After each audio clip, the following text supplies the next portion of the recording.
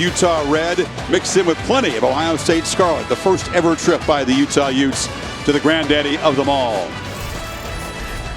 Traditional Big Ten Pac-12 matchup here. We'll detail the storylines, the plot lines, those who are here and those who are not here. But inside this beautiful setting, our national anthem is performed by the Ohio State Marching Band.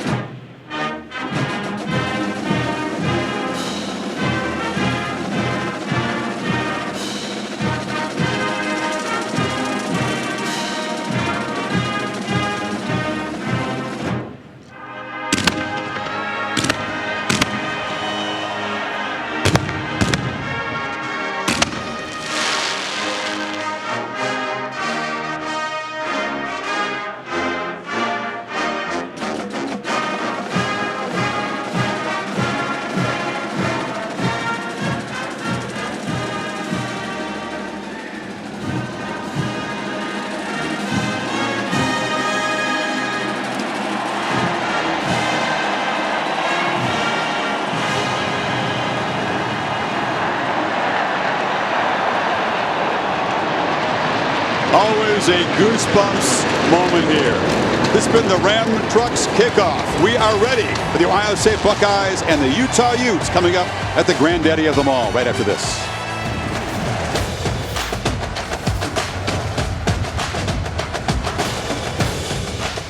Brings a new twist to its ongoing story. The big shoulders of the San Gabriel Mountains.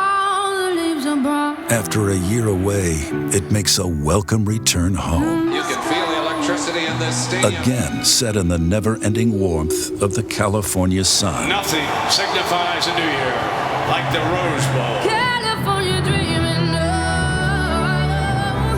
I'm such a winner's You got every strength of the Buckeyes that came before you by your back. This time, it's about time. The 16th time Ohio State has been here. Buckeyes throwing haymakers. But this is all new for Utah. Makes an electric play. Utes are swarming. Having earned this cherished opportunity as Pac-12 champs. Pasadena dreams will be realized for the Utah Utes. This place greets new faces every new year. He's going for the corner. He's got it. What a day he's having. That's the meaning and the magic of tradition. The heart and soul of college bowls. This is the granddaddy of them all. There's something sacred about this game and this stadium. It ages, but it never gets old. A Rose Bowl game that we'll never forget. Welcome to the 108th Rose Bowl game.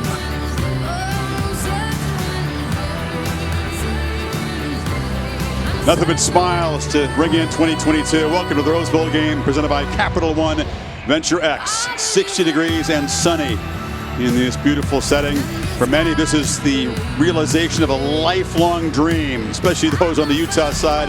Utes here for the first time. Here come the Ohio State Buckeyes, eager to remove the bad taste of that loss to the Michigan Wolverines. They are minus some stars, but they are still packing plenty of talent, Kirk. Yeah, this is a football team that's been questioned since the Michigan game. They've had opt-outs that we'll talk about, and everybody's wondered, well, how will they show up after losing to Michigan, not getting to the playoff? Are they invested? Are they excited? Talking to Ryan Day on the field before the game, I think he expects his team, based on the preparation and the energy that they've had this week, to be ready to play.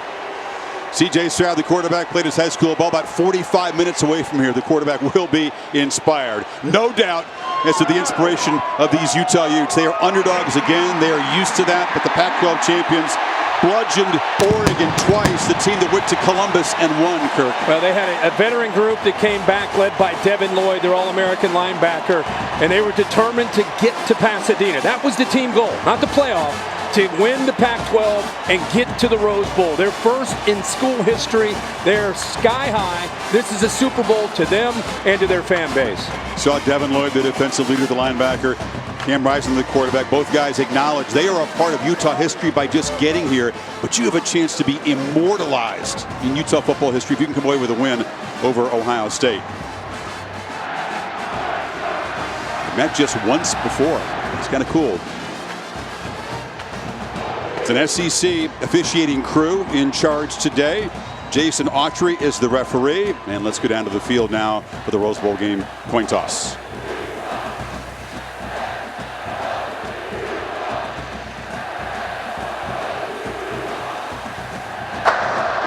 Captains, congratulations on a successful season and an invitation to the 108th Rose Bowl presented by Capital One Venture X.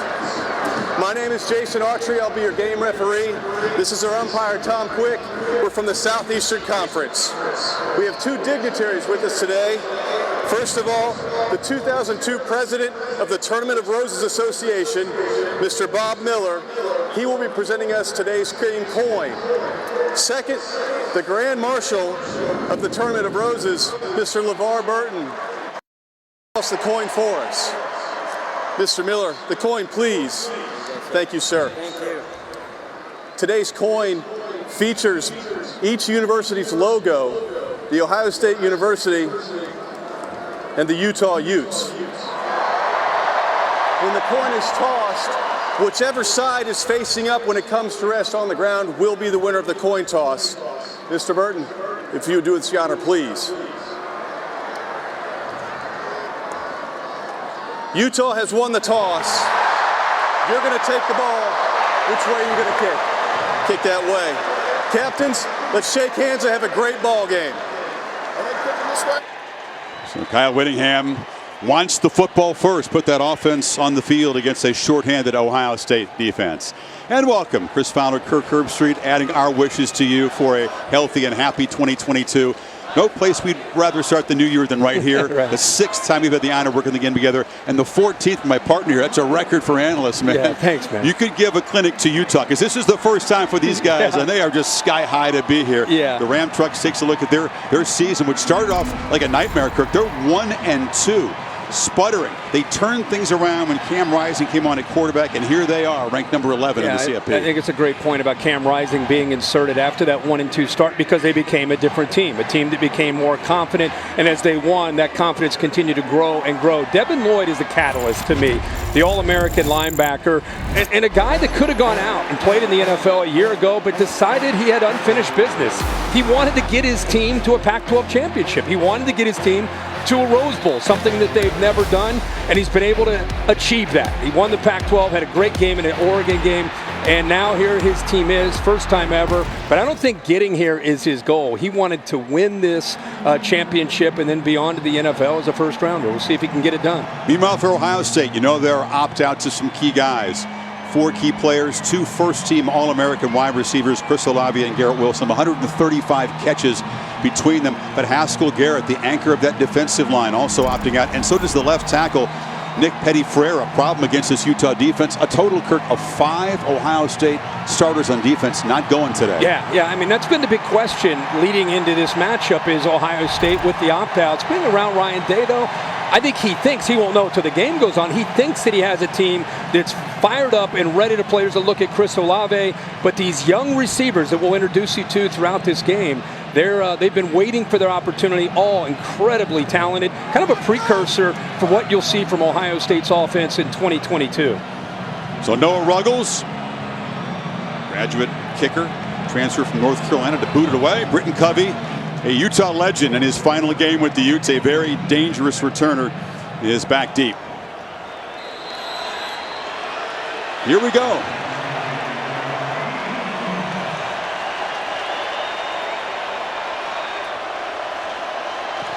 Ruggles kicks it short. This will be returnable, and Covey comes up to take it from the 9. Britton Covey He's dangerous. He's taken 4 to the house between punts and kickoffs. And Utah grad Holly Rowe down on the Ute sideline. Happy New Year, Holly. Well, you can hear that big ovation, and there's a good reason. There is a huge Utah contingent here.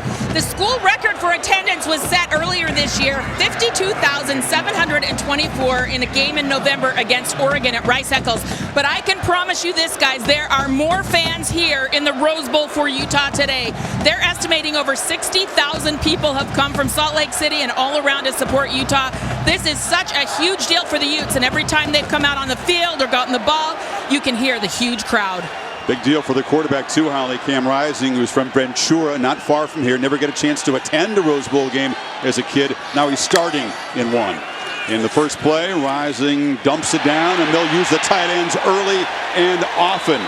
Catch made by Cole Fotheringham. And we talked about Cam Rising. What an interesting career he has had. He was at Texas. He transfers into Utah. Actually played against USC last year as a starter. Got injured. Had surgery. Couldn't throw a football till June. In the meantime, Charlie Brewer transfers over from Baylor, wins the job in those first 3 games. All the while, the team continued to believe in him. And even though he's the backup, he's voted captain. And eventually, he wins the job in week 4.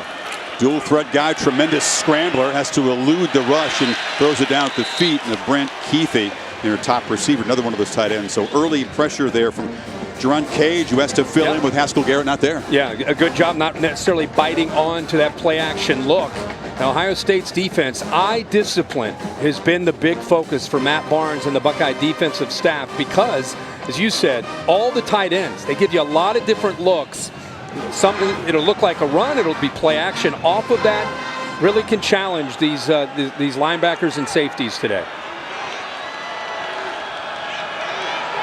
Tavian Thomas in the backfield. He's got the ball on 2nd and 10, and the Ohio native barrels forward for a gain into Buckeye territory. Figure he's going to be extra inspired today. And nice job at the left side. Olaseni, the left tackle, does a nice job. 71 Bills, the left guard. Watched him open this up, create that crease, and once you give him a chance, Thomas at 6'2", 220, to get downhill, he's a handful. And Chris, you bring up a great point. Played at Dayton Dunbar High School in Southwest Ohio and wanted to go and would love to play for Ohio State, but like a lot of recruits, not everybody can. And he has a chip on his shoulder today. They fake it to him, then Rising shows his wheels and weaves for a 6-yard gain. A couple years at Cincinnati for Tavian Thomas before transferring in. Smashed the Utah record with 20 rushing touchdowns this year. Yeah, and you anticipate that this is a power running team, and then you're reminded like that Cam Rising, he doesn't keep it a lot, maybe 5 or 6 times a game, but enough to make you have to respect it. And I bet you today probably runs it a little bit more to try to get to the edge of the Buckeye defense. When you see no Haskell Garrett, no Antoine Jackson, no Cody Simon, the middle linebacker, they'll test the heart of that Buckeye defense with their power running game. And a little too much adrenaline for Rising on that pitch. And let's not forget the last time that Ohio State went out and played against Michigan. They allowed 297 yards rushing with all those players that you mentioned. 7.2 yards a carry. And remember, early in the year against Oregon, they struggled to defend the run. So that was a big part of the buildup of this game. How would Ohio State physically match up against a Utah team that lives by running the ball and winning the line of scrimmage? Talented, yeah, but inexperienced for sure. Sevyn Banks, Marcus Williamson, 2 starting DBs, also out of this game with injuries, and a timeout before this 3rd and 4. As the Utes try to draw first blood in this opening possession. Some confidence shown by Kyle Whittingham. Most would defer. He said, no, give me the football. Let's go right at this Buckeye defense. Yeah, that kind of surprises you because he's a defensive-oriented coach, former defensive coordinator, if you go way back to Urban Meyer. When Urban Meyer was the head coach at Utah and doing a great job in Salt Lake, takes the Florida job, and Kyle Whittingham takes over as a head coach. So he's been there for a number of years, 17 years now, which is remarkable that he's been there that long. But he is a defensive guy. You'd always expect him to win the toss and defer, but it shows you the confidence he has. Yeah, Kirk, he's the constant in the conference. 17 years. Look how many head coaches the other Pac-12 teams have had since Kyle's been head coach. 6 for the Buffs is the most in Power 5. But no one has fewer than 3 head coaches. Amazing. 17 years, second only to Kirk Ferentz. As long as Mike Gundy, who just comes off a big bowl win. We asked him to describe his program. He said blue collar, disciplined, structure, accountable, family oriented, love each other. Older guys on this team always help mold and kind of show the younger players the way. Buckeyes crowding the line on this 3rd and 4 play. They give it to Thomas, and he runs right into the teeth of the defense. Now they applied to play power football, but Zach Harrison got there. Stover, who's a tight end, shifting over to linebacker and playing early. Yeah, they walked him up. They bring in another linebacker, and they hold the edge there. You also saw Court Williams get in there. So Ohio State expecting the run, outnumber him up front, and a nice job of Stover holding that edge. Impressive. How about a tight end said, listen, we're shorthanded, go over there. Yeah. They love his energy and enthusiasm. And instincts as a linebacker going back to his days in high school. Cam Peasley on the punt. Smith and Jigba, the electric receiver, with a fair catch at the 9-yard line. And that's where C.J. Stroud and the Buckeye offense will take over for their first possession.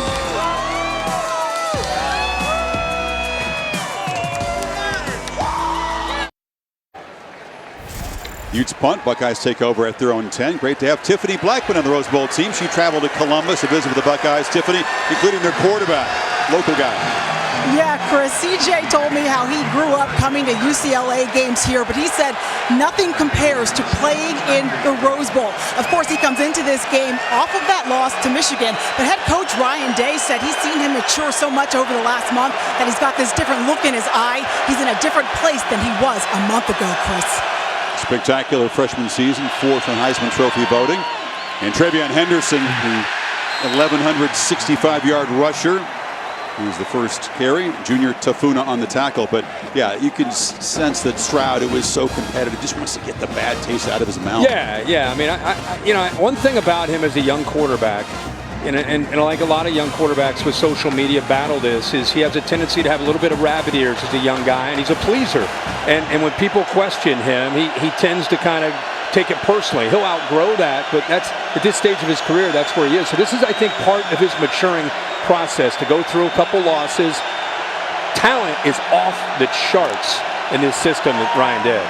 Another carry for Henderson, who tests the right side and is muscled out after a short gain by Nephi Sewell from that great football family. So it's 3rd and long. This is going to be a great battle up front. Ohio State feels like they got away from the running game when they played against Michigan. They had 30 carries, only 62 yards against that Wolverine front. So they felt they want to be able to run today against Utah, but it'll be a challenge against the strength and the size of the Utes. Utah defense allowing about 3.5 yards per carry. Very strong up front. And if you can't tell at home, this is essentially a road game for Ohio State. They anticipated 80-20 as far as the crowd here today. Utah with a 4-man rush, so Stroud has time, plenty of time, launches downfield. Smith and Jigba tried to come back to the ball, covered there by Clark Phillips, the freshman, and the Buckeyes go 3 and out. Yeah, he started to pull the trigger, hesitated, and it gave Clark Phillips a chance to catch up to the football. Clark Phillips is outstanding young corner, but the pump fake, Smith and Jigba was behind the coverage by about 5 yards. He had to hesitate, and then he put it up in the air, and the ball in the air allowed the speed of Phillips to catch up to it and knock it away. Aussie Jesse Mirko standing in his end zone to punt. And here is Britton Covey. He will receive this rugby-style punt. He hates to make fair catches. Felt he had no choice that time, but Utah, after the exchange of punts, has terrific field position for possession number 2. Let's check the Chick-fil-A impact players when Utes have the ball. You talk about Utah. We talked in that first drive about Tavion Thomas, how important he is, balanced attack. Now the tight ends, they got a lot of them. Brant Keithy is the guy to watch. Wide receiver skills, leads them, and decided to come back. There was some discussion about whether he'd come back or move on to the NFL. He's already announced he'll be coming back. You'll see number 80 today. He is the most dangerous of that trio of tight ends, and often they create one-on-one matchups for him, and he's a tough matchup. 44 catches to lead the team. They were pumped to know they had one more year with Keithy here. And there's a handoff off the right side by T.J. Pledger, another Californian on this Utah roster. He'll spell Thomas today. Utes may use some tempo too. They do it tactically, not as a steady diet, rising on the slant. And there is Keithy showing his versatility. First down inside the 40. I think Ohio State just not on the same page, and he's able to take advantage of it. Look at the Buckeyes just trying to make sure they're looking over to get the call. Ledger with a quick carry. They're using tempo to try to get a lot of these new guys a little confused. And it worked. Cam Rising, right away, he sees Ohio State's defense confused. He pulls the trigger and has an open receiver flexed out tight end. Ohio State's struggling to get lined up right now. And lofting downfield. That's Keithy in a one-on-one battle. Out comes the flag. He made a great effort trying to make the catch, but guilty of interference there. One of the new faces in that Ohio State secondary. Court Williams, a safety on the tight end. Yeah, he's kind of a bullet, a nickel back behind Ronnie Hickman. Defense, number 2. 15-yard penalty from the previous spot. Automatic first down. He went late this season. Yeah, he's got a great future, just a young player. He gets one-on-one. We talked about 80, how he has wide receiver skills. And the reason you could talk about how 80 did a little push himself, but see the head of Williams? The fact that he doesn't locate the football, the official was caught right away in seeing that. And it was, a call that was marginal, but I think his head not turning and finding the ball quickly becomes an indicator for some of these officials. Moves the ball to the 22. It's an SEC crew. That kind of thing happens routinely every play in the SEC. A little surprised to see a flag there as well. And Rising keeps it, spins inside for a short gain. Well, that tempo is interesting. Ohio State, when they come over after this drive, that's going to be an adjustment they're going to want to make, because even with that throw down the left side to Keithy, they had open receivers off to the right. Ohio State not quite lined up on the right, so you had 2 receivers, only 1 defender, and instead, Rising went down the left sideline. But it all was because of tempo. About 2 or 3 straight plays, struggling to get lined up and struggling in coverage. Matt Barnes, the defensive play caller for this game. Jim Knowles will take over as DC next season. Empty backfield, and Rising delivers a strike. Covey darting to the end zone. Touchdown, Utah! As the underdog Utes strike first. Impressive high-tempo drive.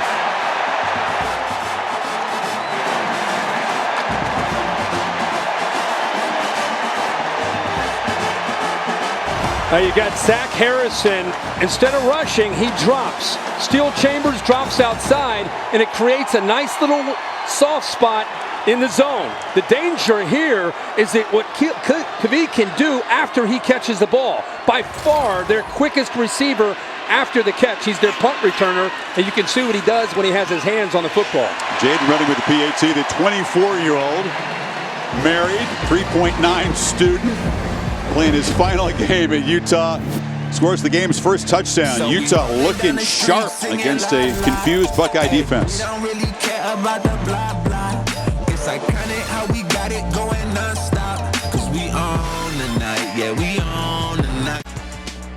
The Rose Bowl game is presented by Capital One Venture X. What's in your wallet? And in part by AT&T 5G. Fast, reliable, and secure.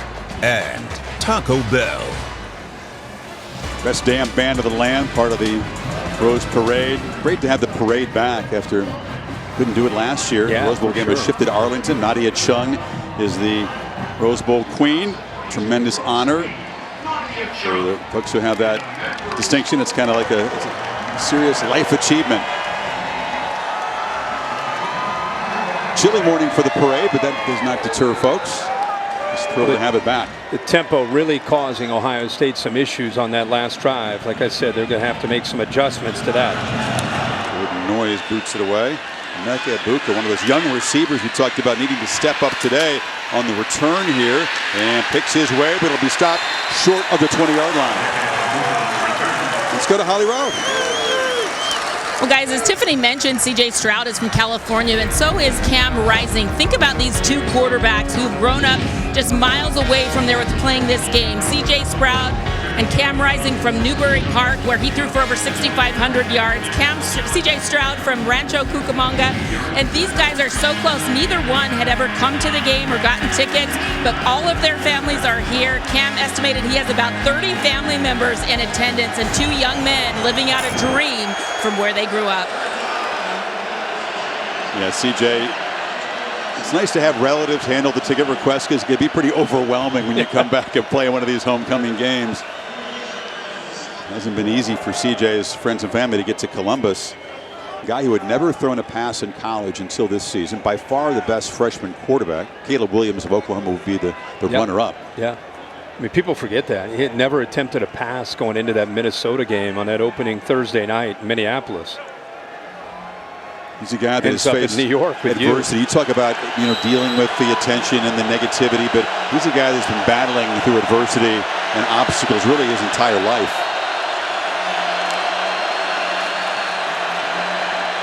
Check it down. And Smith-Njigba, who's so effective at turning short passes into long gains, knocked out on the far side after a gain of about 5. Yeah, Morgan Scalley, the defensive coordinator from Utah, realizing that against Stroud, even with these young receivers, have a good look at him, they're going to mix up coverage, try to show him one high, one middle safety, go to a 2 high look, just try to affect the young receivers, confuse them, disrupt the timing with Stroud. I think he'll rely on Jackson Smith-Njigba quite a bit today.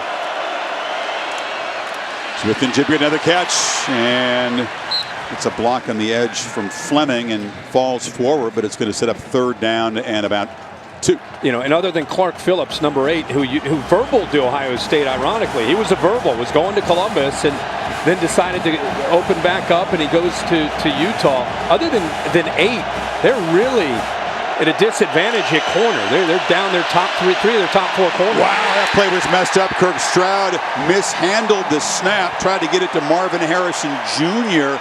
and cannot convert on 3rd and 2. Yeah, Chris, I don't know if the snap ever got up to him. I think he did a good job of just being able to handle it. Looked like a short hop. So that's what disrupted the timing. Yeah, the ball bounces to him. He doesn't even have a chance to put it into the stomach of Trevion Henderson, and didn't really have a chance from where go there. Luke Whipler is a very talented center, but he has had a little bit of trouble with some snaps and some key moments. So another punt from Murko, another chance for Covey to give the Utes some good field position. And you can tell the strategy is to try to kick it high and just keep Covey from making an impact as a returner today. Utes back to work, up a touchdown mid-1st quarter.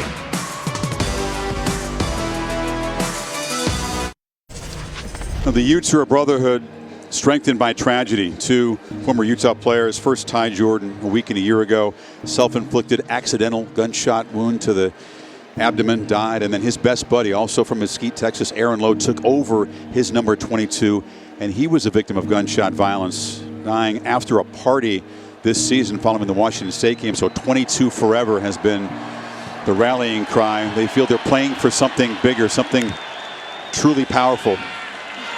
Rising on the slant and running free after the catch is Keithy, barreling deep into the Ohio State secondary, brought down at the 40. Wow. Well, Utah moves back out, creates an opening because the linebacker ends up going with them. Look at this area right here to be able to work one-on-one. This is what's dangerous about him. If you don't wrap up Keithy, he's going to make you look silly. That time Shaw, the safety's got to clean that up. And he doesn't make the tackle, and more positive yards for Utah after the catch. Buckeye defense on their heels. It's a little shaky in that last possession, and now the Utes are threatening again.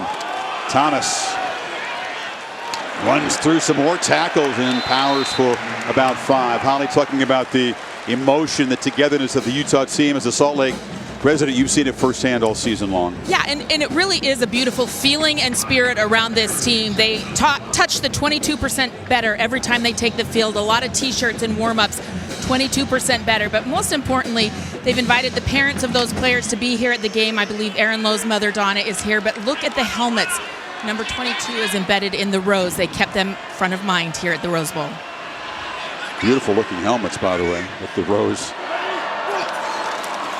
Pre-snap shift, interesting look, and pinwheeling is TJ Pledger for a 1st down inside the 30. Yeah, they sprinkle a little bit of that jet sweep just to affect the eyes again, give them something else to look at. Linebackers are kind of caught up, just slight hesitation, goes up in the air and caught a cleat there to put him up and over. Talik Williams raised a big foot. That's not an approved method of tackling. No. Didn't catch it. It's Covey who comes in motion. Play clock almost at 0. Covey has it, looking to throw.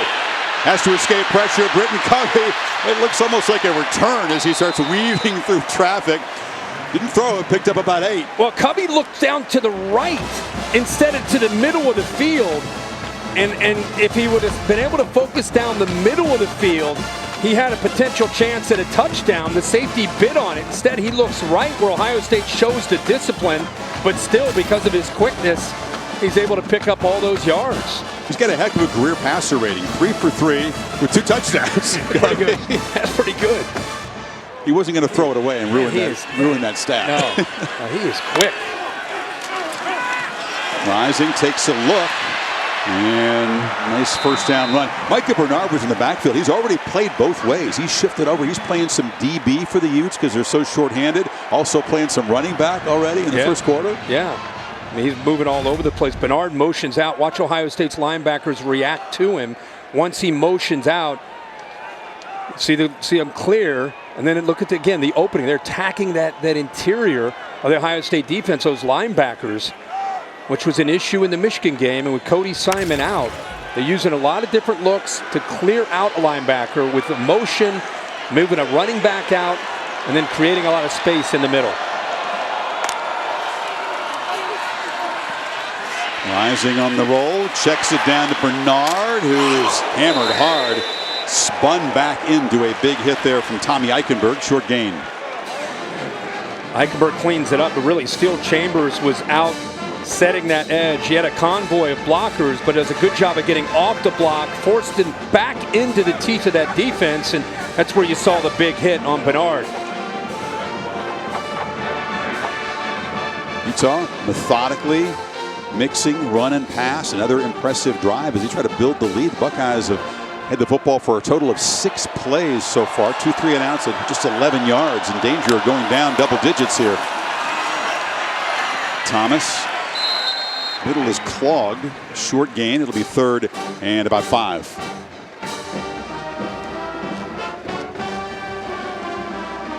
Buckeyes on the sidelines are trying to get the defense going. Not a ton of energy. They're outnumbered in the crowd.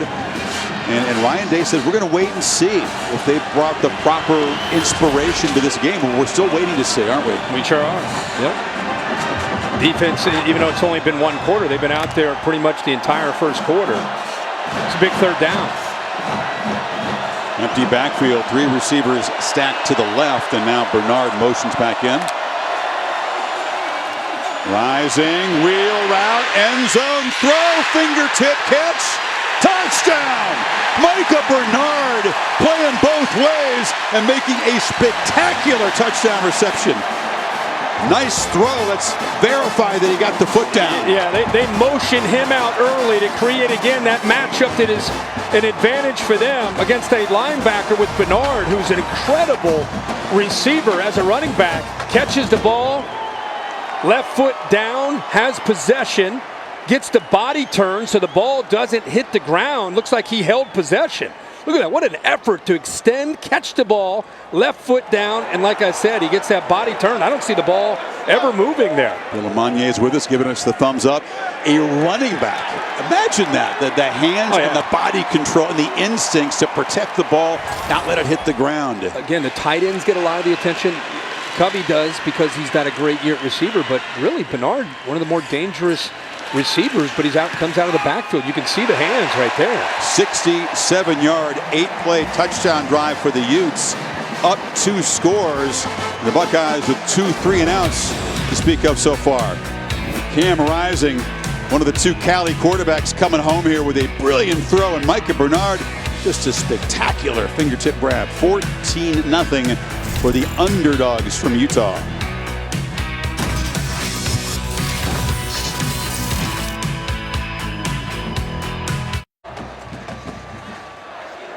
And welcome back.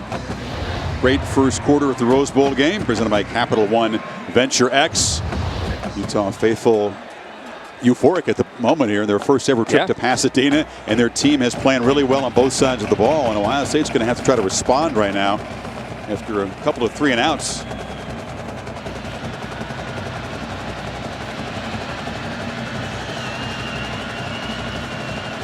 Buka back deep to receive the kickoff from the freshman from Kentucky, Jordan Noyes.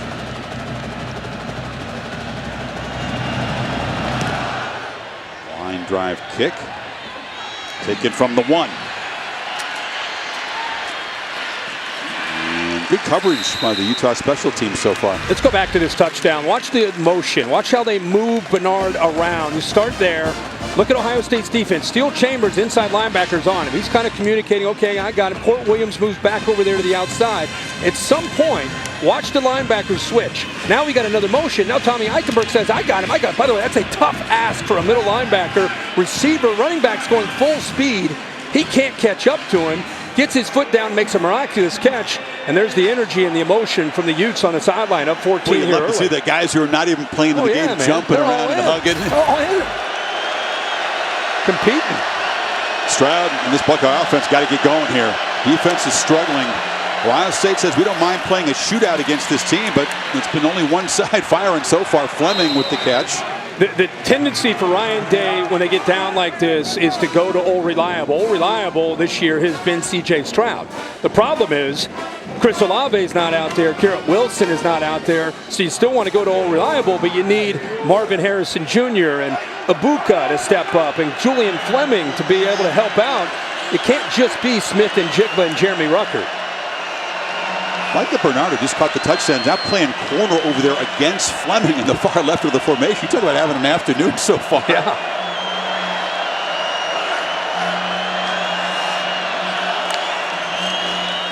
Henderson hasn't gotten going yet. You see the shiftiness as a flag that comes out as he's knocked out of bounds at the 40. They're going to get a hold on Marvin Harrison Jr. Trying to help on the edge there, trying to give Trevion Henderson a little bit more room to run. I think they may have caught him. Holding. Offense, number 18.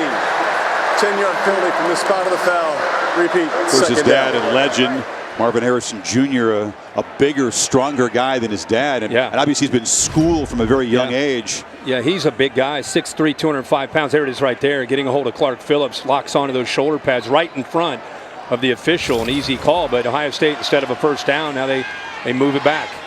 A spot foul makes it a second down. And about 7.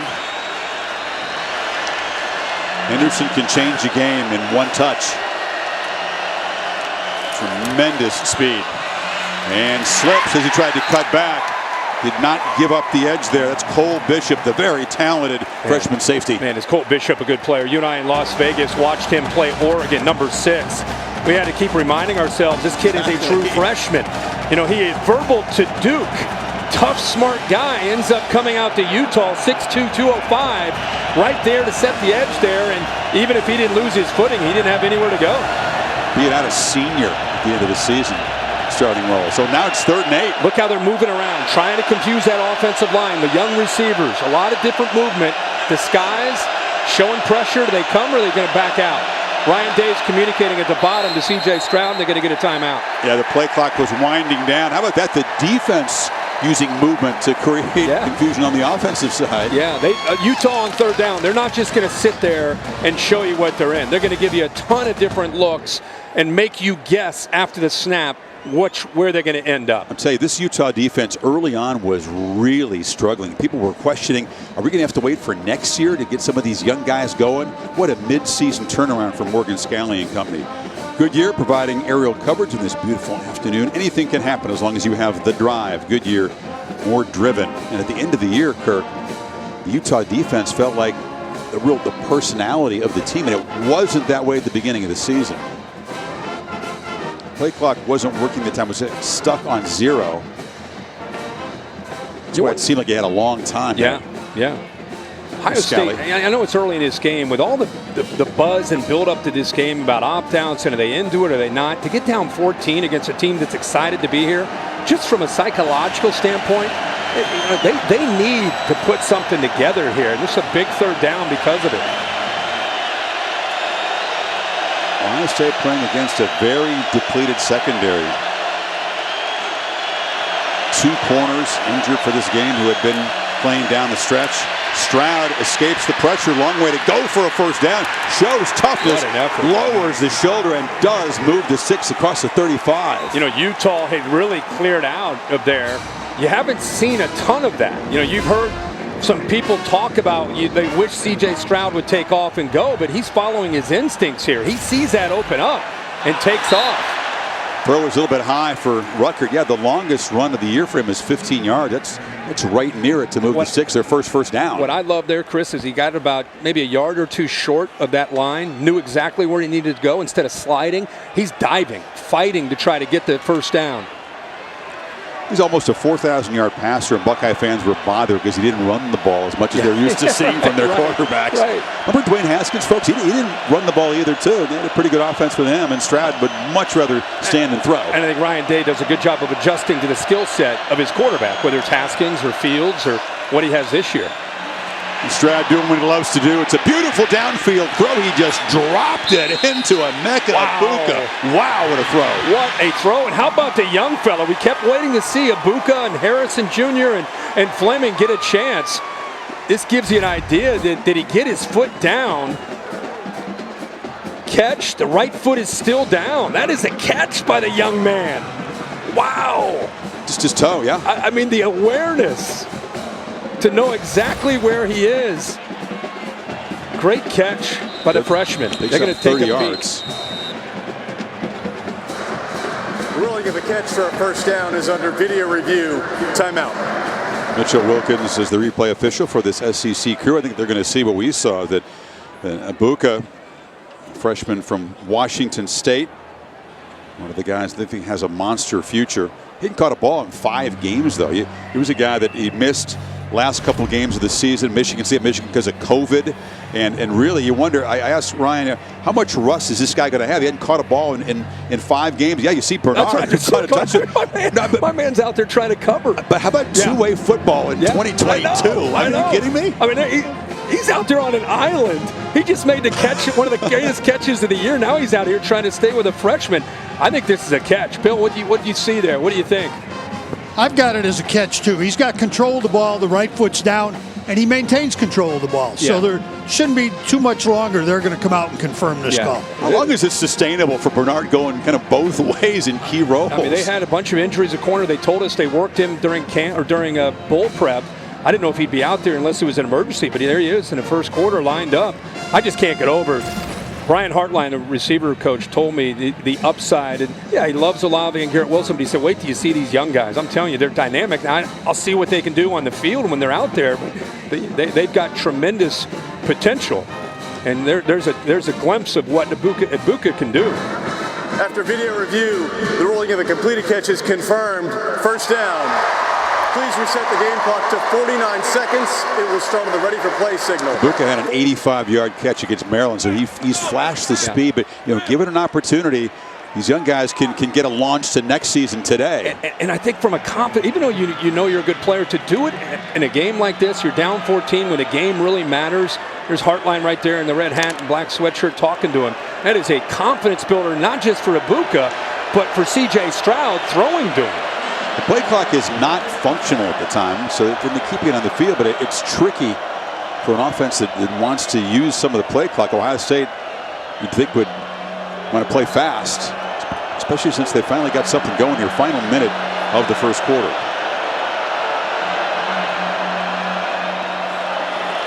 Henderson had to dodge traffic. There was early penetration. He had to make a cut. Still manages to muscle for about 4. And here's first chance we've had a chance to call Devin Lloyd's name, the middle linebacker there, who Ohio State not quite able to get up to that second level. It would have been asked to Paris Johnson, but Devin Lloyd is very, very smooth and instinctive. Tough to sometimes get up there to get him, and he's coming downhill a lot. His team believes in tackles for a loss and getting behind the line of scrimmage. Nobody on this team prepares better. He's their coach on the field, and a very talented guy, both in coverage and coming downhill. Final seconds, are they going to get it off before the quarter?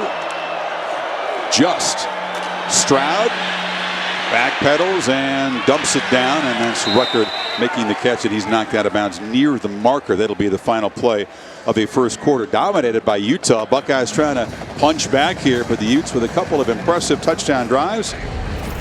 Cam Rising has a pair of touchdown passes. Zip this one to Covey in their first possession, and then found Micah Bernard, who's playing both ways today, with a circus catch. Ohio State on the move as we begin the second quarter here of the Rose Bowl game.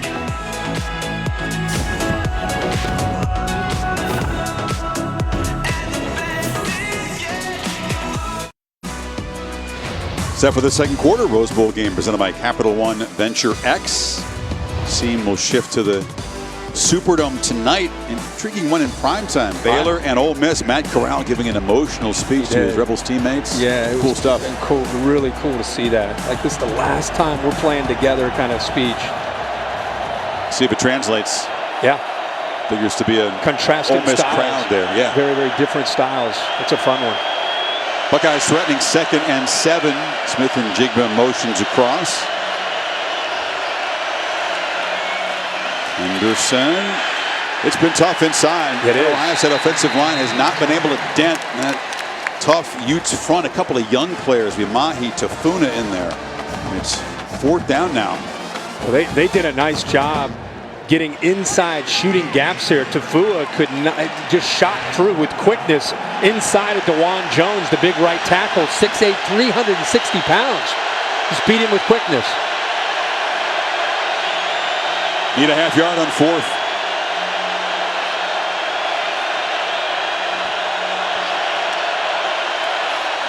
Stroud wants to throw for it. He downfield shot. He drops it in. Touchdown. Marvin Harrison Jr. on a 4th and short. They find the end zone. What a gamble and what a throw. I mean, it's like he's in a carnival out here just throwing the ball at targets.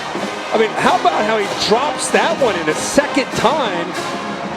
You could see the accuracy and what he's capable of doing. It's a slot fade to the big guy, Harrison Jr., 6'3", does a good job of setting it up, and then look at the ball over the outside shoulder. I mean, you couldn't drop that right over his shoulder any better than that. And again, a confidence builder for another young receiver. We saw Buka make a play on this drive, and now Harrison Jr. Just his 6th career catch, his first career touchdown, the first of many for a legacy player. 2 tremendous throws by Stroud. That was 4th down, and they took a risk. Shows you the confidence that they have in 7. The Buckeyes have joined the party here. Utah still up 14-7. Wow. Early second. Pasadena.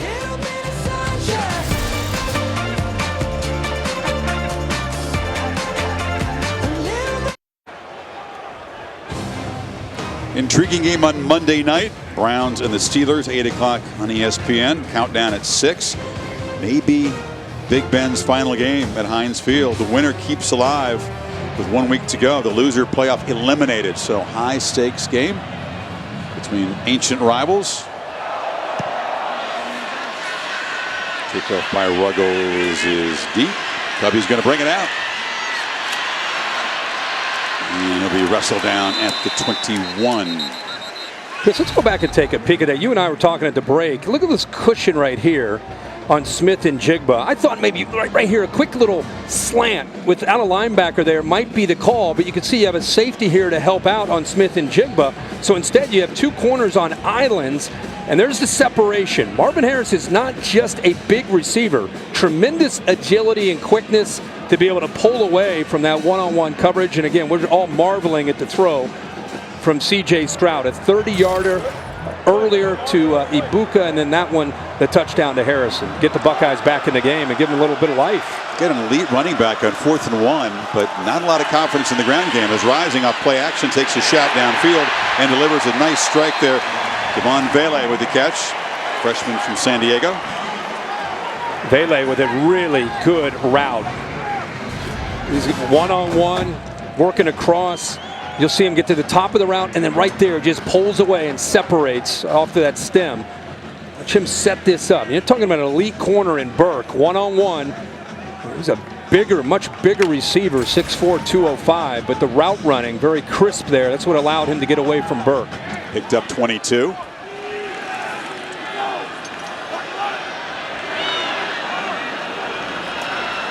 Thomas with his 5th carry of the afternoon hasn't really been able to find much room.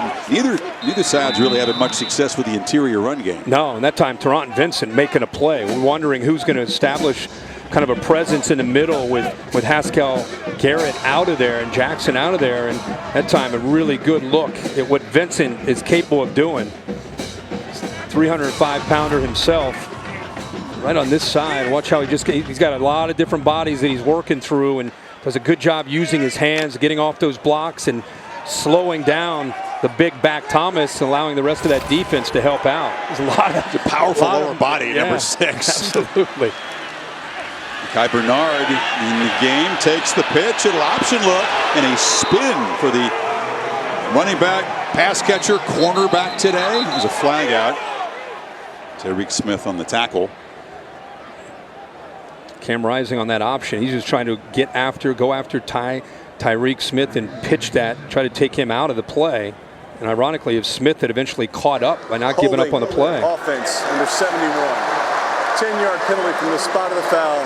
Repeats, second down. Got Braden Daniels, right tackle. It looked like it happened late, too. I mean, he was in good position, but Ohio State's defense would not give up on the play, and eventually that's what cost him, where he had to grab on. Daniels, a guy they're very high on. They say when he moved to right tackle, it was a key event for the team. Got a lot better up front. Yeah, absolutely. Now Teote, I think 21 is in. That's where you see that by his effort, not giving up on the play, that's what eventually forced the hold by Daniels, trying to get leverage. Spot foul, so it moves it back. It's 2nd and 10. Empty backfield. Rising gets it out quickly. Actually threw it behind Fotheringham, the tight end, who reached back and made a nice catch. Just so much space in the middle of the defense. This is their bread and butter. I mean, this is what they want. Spread you all over the place, and then just try to find the space in the middle. I mean, they will try to do that because of the tight ends. Even that ball that you said was behind. Tight ends have such great hands that it's just pitch and catch for Rising. Fotheringham's a junior who's declared for the draft. Big physical blocker, but showing his hands to the scouts there. 3rd and 2. End around.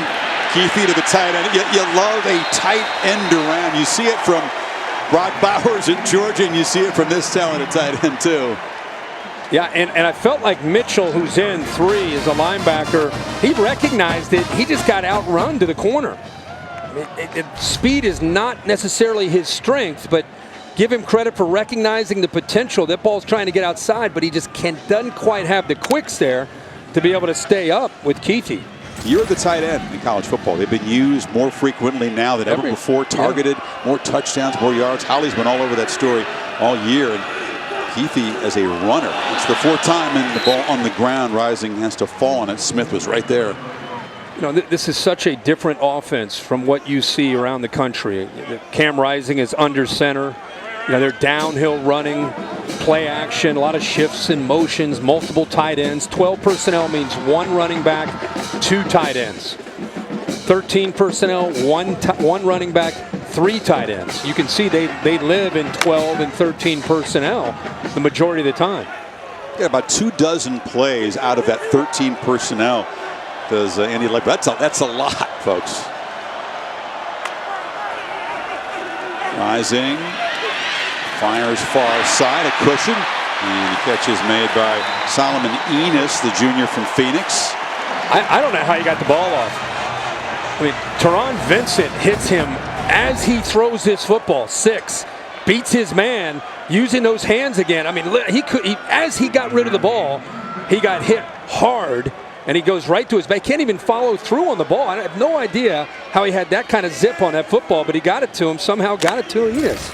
Rising's on a roll, 8 in a row since the 1-for-3 start.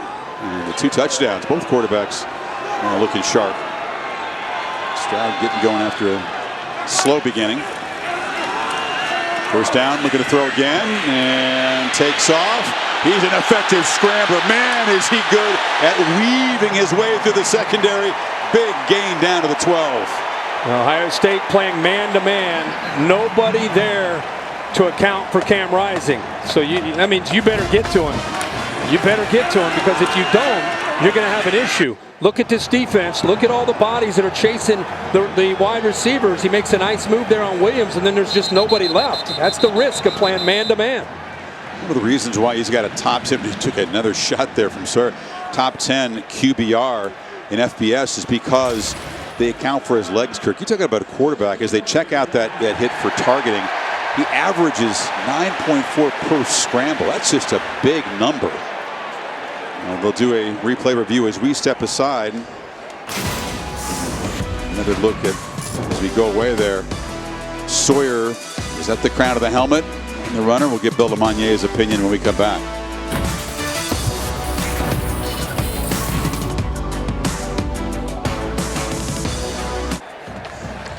Bill LeMonnier, what do you think about this hit from Jack Sawyer, which is still being reviewed? After video review, number 33, personal foul, targeting, is disqualified. The penalty is half the distance to the goal. He tries to get into a wrap-up, but he keeps the head down, and he forcibly comes in with the crown of the helmet. Replay doesn't have any choice on this one but to go with the targeting call. So Sawyer, hustle play, freshman, hustle play. You're defensive end. Yeah, we had two disqualifications by Georgia players in the Orange Bowl last night.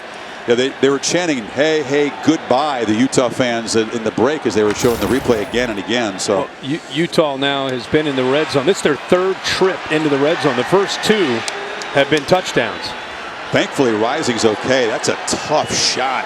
You saw him lose the ball momentarily after that hit from Sawyer. But yeah, first and goal at the 6. Thomas is in the backfield. And takes the handoff and just waltzes in over the left side. Tavion Thomas rushing touchdown number 21. And terrific blocking up front. That play side with the two tight ends just opened it up. They set the edge, made it easy for the Polars.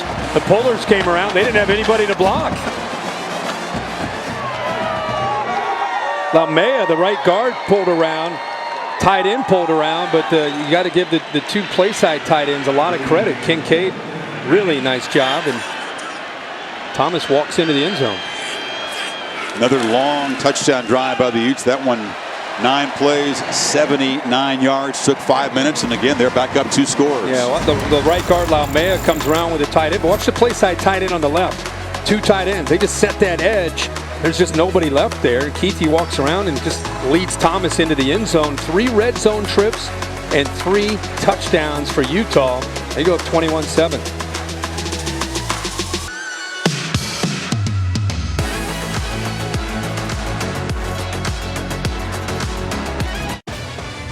The Rose Bowl game is presented by Capital One Venture X. What's in your wallet? And in part by Dick's Sporting Goods. Every season starts at Dick's. I love everything about this place. This is almost like a speakeasy. There's a secret door in the tunnel, really, that is the original 1922 locker room. Is now a museum to the granddaddy of them all, coined by the great Keith Jackson. And Charles West, 100 years ago, played in the 22 Rose Bowl for Washington and Lee. Or Washington and Jefferson, I should say. Washington and Jefferson played in the Rose Bowl. He was the first black quarterback to play not only in the Rose Bowl game, but any major bowl game. They took on Cal. It was not a shootout. It was a scoreless tie. But Washington and Jefferson played in the Rose Bowl. How about that? I do not know that. Abuka to make a contribution as a returner. He's dangerous, and he gets ahead of steam, and that's the first time they make a productive return out to the 40. Well, this is interesting. Ohio State, a touchdown drive, a 4th down throw, but their defense down those 5 starters, Kirk, has not been able to stop anything Utah's thrown at them so far. So it may be a shootout if they hope to win this game. I don't think it has necessarily to do with the starters down. I think it's just where they are defensively against this kind of offense in the matchup. We thought coming in, off of the way they played against Michigan, how would they match up against this scheme? And we're just in the first half. The game has a long way to go. But Ohio State, Matt Barnes, I'm sure they're with the grease sport on the sidelines trying to come up with answers. Mayan Williams spelling Henderson, who hasn't gotten going yet, at tailback. And he's a talented back as well. Small, physical guy. Look at him spin and twist and run hard to midfield. First down. Yeah, he is a physical back. He's got some speed, but he's really more about his ability to break tackles. He's listed at 5'8", 225. He looks thicker than that to me. First down throw. Smith and Jigba's open. And again, Stroud drops it in. Stiff arm all the way to the end zone. Touchdown, Jackson Smith and Jigba. 50-yard gain. And we have the beginning of a shootout indeed. It's Mekhi Bernard, who's scored a touchdown, also playing corner, beaten in that play. Yeah, I think Ryan Days told C.J. Stroud, all due respect to Bernard and what he's capable of doing, if you see that matchup, go for it, especially with Smith and Jigba. 2 is a running back. He's been a running back all year, but because of some injuries, they've had to move him over to try to play corner. And he's not just out there as an emergency, he's playing. And so they're trying to find ways to get him isolated without a safety behind. And C.J. Stroud on that last play saw him and went right after him. Smith and Jigba's 84th catch of the season, 83rd, I should say. But the accuracy again of C.J. Stroud, just in rhythm, separation, puts that ball on that sideline where Smith and Jigba can get to it, gets away from Bernard, and a blink of an eye, Ohio State down 7. Talked about the other 2 guys who are not here today, but Smith and Jigba had the 3rd most receiving yards in Ohio State history this season. I did a feature this year on Smith and Jigba, Garrett Wilson and Chris Olave, and we got done right near the middle or the end. I said, all right, who's the best out of all 3 of you? And 2 of the hands pointed to Jackson Smith and Jigba, and it was Garrett Wilson and Chris Olave. They both pointed to him, and they just said, hey, we're good. We're going to have great careers, but that guy, he's just different. He's different. Stroud's pretty different, too. That's his 40th touchdown pass of the season, joining Dwayne Haskins and Justin Fields as the only Buckeyes with 40 or more in a year. He could just work on that accuracy a little bit. Covey didn't run enough, does he? Look at Covey weaving his way. Look out, Britton Covey accelerates. Can they run him down? No, they can't. Britton Covey, yet another house call as a returner. This one in the Rose Bowl, 97 yards. What a memory in his final game at Utah.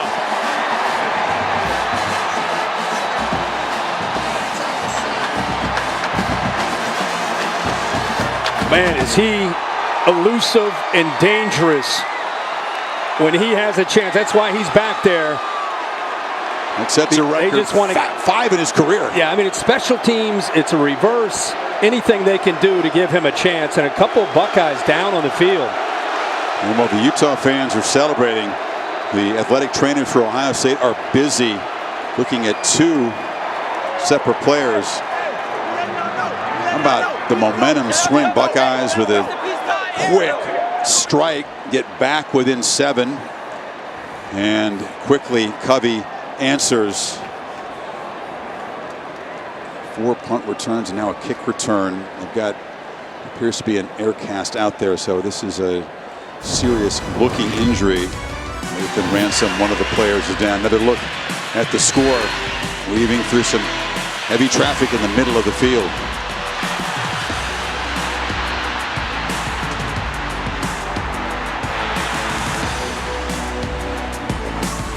There's already a Utah legend coming in, and Britton Covey punctuating his Utah career here in Pasadena. 27-14 with the PAT to follow after we step aside.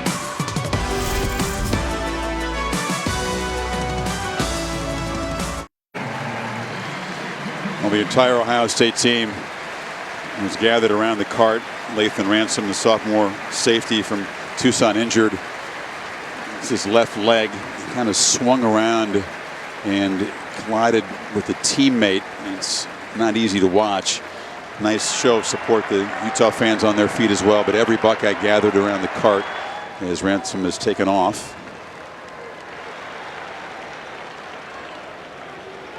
There's a second Ohio State player also impacted on that return. That was Ryan Batchel, linebacker. But Covey with a 97-yard kickoff return and shifted momentum right back to the Utes. 3 touchdowns in the last 50 seconds. Like fireworks on New Year's Day, you've got them here in Pasadena. And once again, a 14-point lead. He's the playmaker for this offense and for the special teams. Shout out for flag football. And Mike Black, my spotter, was talking about an article we read about Covey learning a lot of his shifty moves, becoming a better returner by playing about 10 years in flag football, right? Where you kind of run, you kind of run sideways to get away. Him as a youngster playing flag football, you have no chance of catching him. He's 170 pounds. Think about that. And he says, just get me to a camp. If I can get to a camp and show NFL players or NFL personnel what I can do as a returner, he can work his way maybe into a slot receiver role as well. Yeah. Has great instincts as a route runner, as a receiver, but I just love the kid's heart. I mean, he thinks he's taking it back every single time he gets his hands on the ball. And he picked up a few good blocks, and once he gets a little bit of his crease, you can see he's not just quick, he's got long speed. He ran away from the Ohio State coverage team. Had a teammate, one of his blockers almost climbed on his back. He had to outmaneuver that. And a sobering sight. Ohio State gives up a kickoff return and watch a teammate take it off in a cart. He's like one of those guys you'd see playing for Bill Belichick and the Patriots down the road, you know? Like, where'd that guy come from? He comes from Utah. I'd love to see him get a chance on Sundays. Kick return brought to the 32-yard line. Goodyear providing our aerial coverage, making the plays that move you forward. Goodyear more driven. So C.J. Stroud, a couple of touchdown passes after a slow start. He's been having to carry this offense. They haven't done much on the ground yet.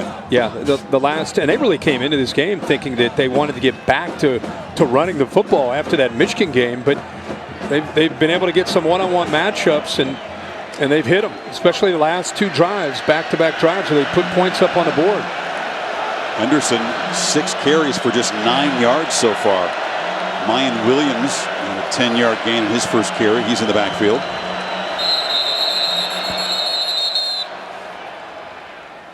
Officials say it's our timeout. The play clock is the previous play is under video review for potential targeting. Okay, so now they're going to take a look at the kickoff return, kind of a late buzz down. Already had one disqualification with Jack Sawyer of Ohio State sent off. Not sure which Utah player they're looking at yet.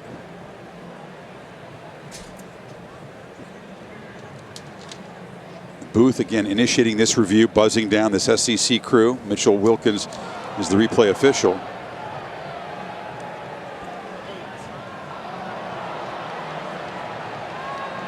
Just a beautiful setting here. And the Utah fans who have, there it is, lowering the head is Connor O'Toole, who's a wide receiver down covering the kick. Well, that was in heavy traffic, spotted by the booth. After video review, personal foul, targeting, kicking team number 81 for using the crown of the helmet. The 15-yard penalty is added to the end of the run. It'll be first down, Ohio State. Disbelief from O'Toole, a guy who's caught just one pass this season as a receiver. Bill? Things we're seeing more and more is the crown of the helmet hits. When targeting first came in, it was more defenseless player stuff. But the last couple of years, a lot of targeting with the crown.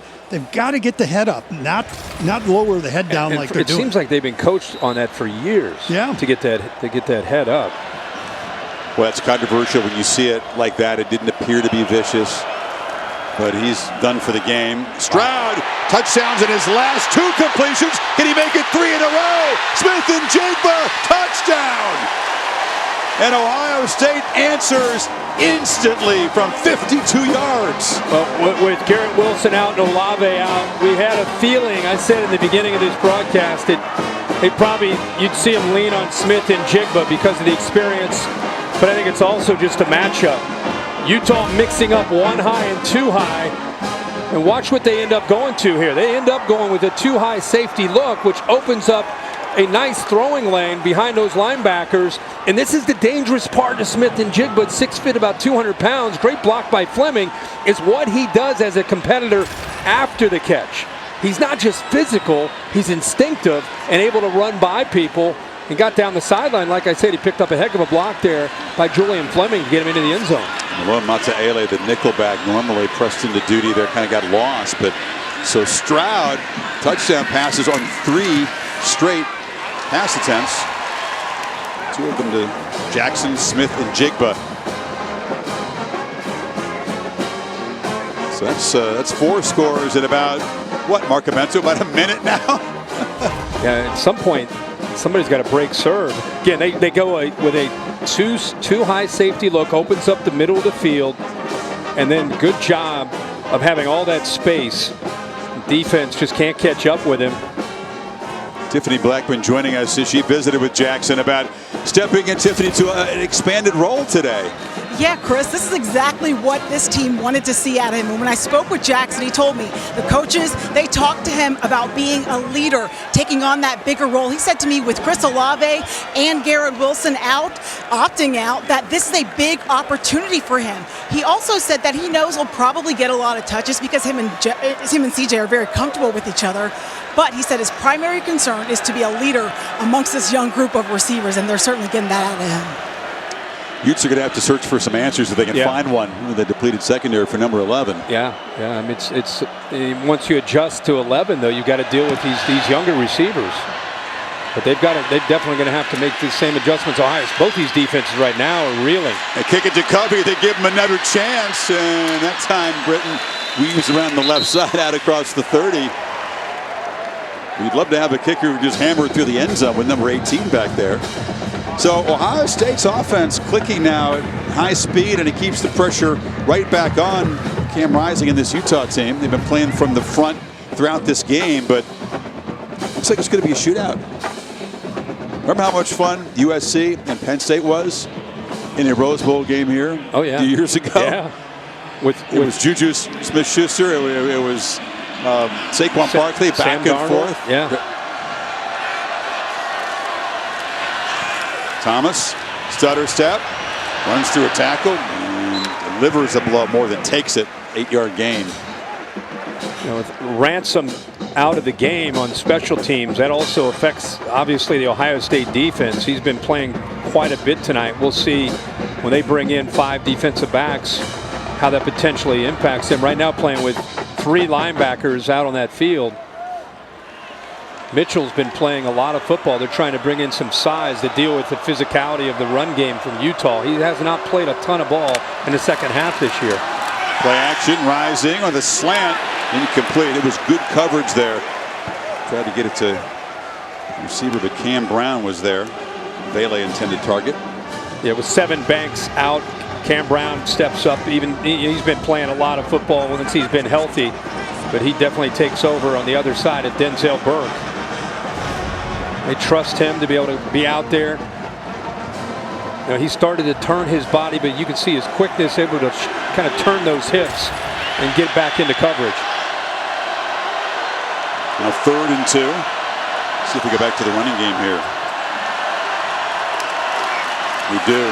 Thomas spins and is stopped short. Quick penetration from Zach Harrison, and the Buckeyes defense makes a stand. Yeah, nice job by that defensive line, where they also allow these backers to be able to get involved. Zach Harrison is really known more as a pass rusher, but that time he got off his block. Offense is on the field here. Made up a play. 7 in their own end. Yeah. All right. Are they going to go for it, or they're trying to draw him off? It's worth the try to draw him off. Play clock at 10. They're going to run a play. Rising with some confusion, just keeps it. And there, he's still going. Rising breaks free. And goes all the way to the end zone. Wow!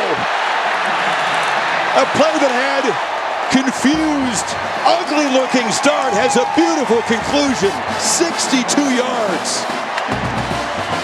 I was shocked they ran a play.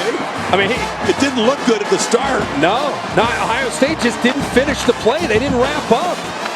I mean, he got the first down. I thought Mitchell had his arms on him, had a chance to bring him down, but he just kept moving his legs, had a spin move, and then there was nobody left. These 2 California quarterbacks who are extra inspired to come back home and play in this Rose Bowl game are both lighting it up. Rising's closing in 100 rushing yards after that 62-yard strike. Utah back up 2 scores. Under 3 minutes, we've seen 5 touchdowns scored. That's unreal. That's unreal. Set the edge here. The lead with the running back. But watch how he just doesn't give up on his play. He picks up the first down. Good job, nice execution. Mitchell has him there, spin move, and then because it's 4th and short, they've got 11 guys up at the line of scrimmage. You can see Shaw, the free safety, he's up at the line of scrimmage. Once he got out of that spin move, there's just nobody left. Mitchell right there has him, but give him credit. Athletic enough to keep his balance, comes off of that spin move, and then he looks around, he's like, man, I'm taking this to the house. Was that by design, Kirk? Pledger took off through the hole. Rising looked like he was trying to hand it off to him. Was that just a deception? Maybe a little bit of hesitation to give Pledger a chance to get through. He was definitely following him. And he had the first down. It was going to be about a gain of 2 or 3 yards for the first down. It's good execution. Fotheringham, the tight end, led to kind of set that edge on that left side and gave TJ Pledger room to lead him through. How about Kyle Whittingham making the most of his first time at the Rose Bowl in your own end, inside your own 40, up 7. Coaching to win. Go for it. Coaching to win. Risk is rewarded. Ibuka has a little crease, but it's closed down quickly when the tackle is made at the 26-yard line. You know, I was impressed when we got ready for the Pac-12 championship game that Kyle Whittingham was talking about Cam Rising. And he said, listen, I've been coaching in 17 years here as a head coach. This guy is one of the best leaders I've ever had as a head coach. He has that it factor, tough guy mentality, and his teammates believe that he has the answers. They just feed off of his confidence, and he's been pushing the right buttons today, both running and throwing. That's well said. Those intangibles, where would they be if he hadn't come along and sparked them? Not in the Rose Bowl, not leading Ohio State. Williams running hard and steps out on the far side. Kai Bernard making the play. Smart of Ryan Day, as much as C.J. Stroud in the passing game is started to take control and giving him these big plays, just continue to kind of mix in that run game, whether it's Mayan Williams or whether it's Trevion Henderson. Make that defense have to continue to respect that aspect of this offensive attack. And then you go back to those one-on-one chances. Batted up in the air. Stroud doesn't want to catch it, just make sure nobody else does. Getting his hand on it was Puditau. Can't get to him, you just knock the ball down. Pretty good play by the big guy. Here comes a noise from the Utah fans here. On their feet, jumping around. Smith and Jigba to his right. Buckeyes just 1 of 4. They're up tight. Third down. Up tight, playing man on him.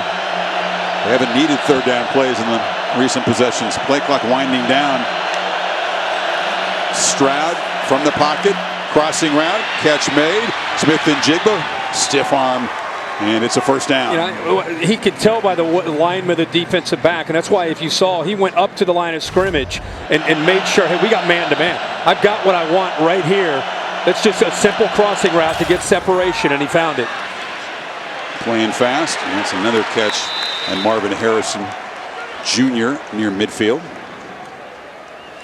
Hey guys, I have a quick injury update on Lathan Ransom, who went down with that gruesome injury to his left leg. He has been taken to Huntington Hospital where they are going to perform x-rays on it. His family did come down with the stand, so they are going there with him.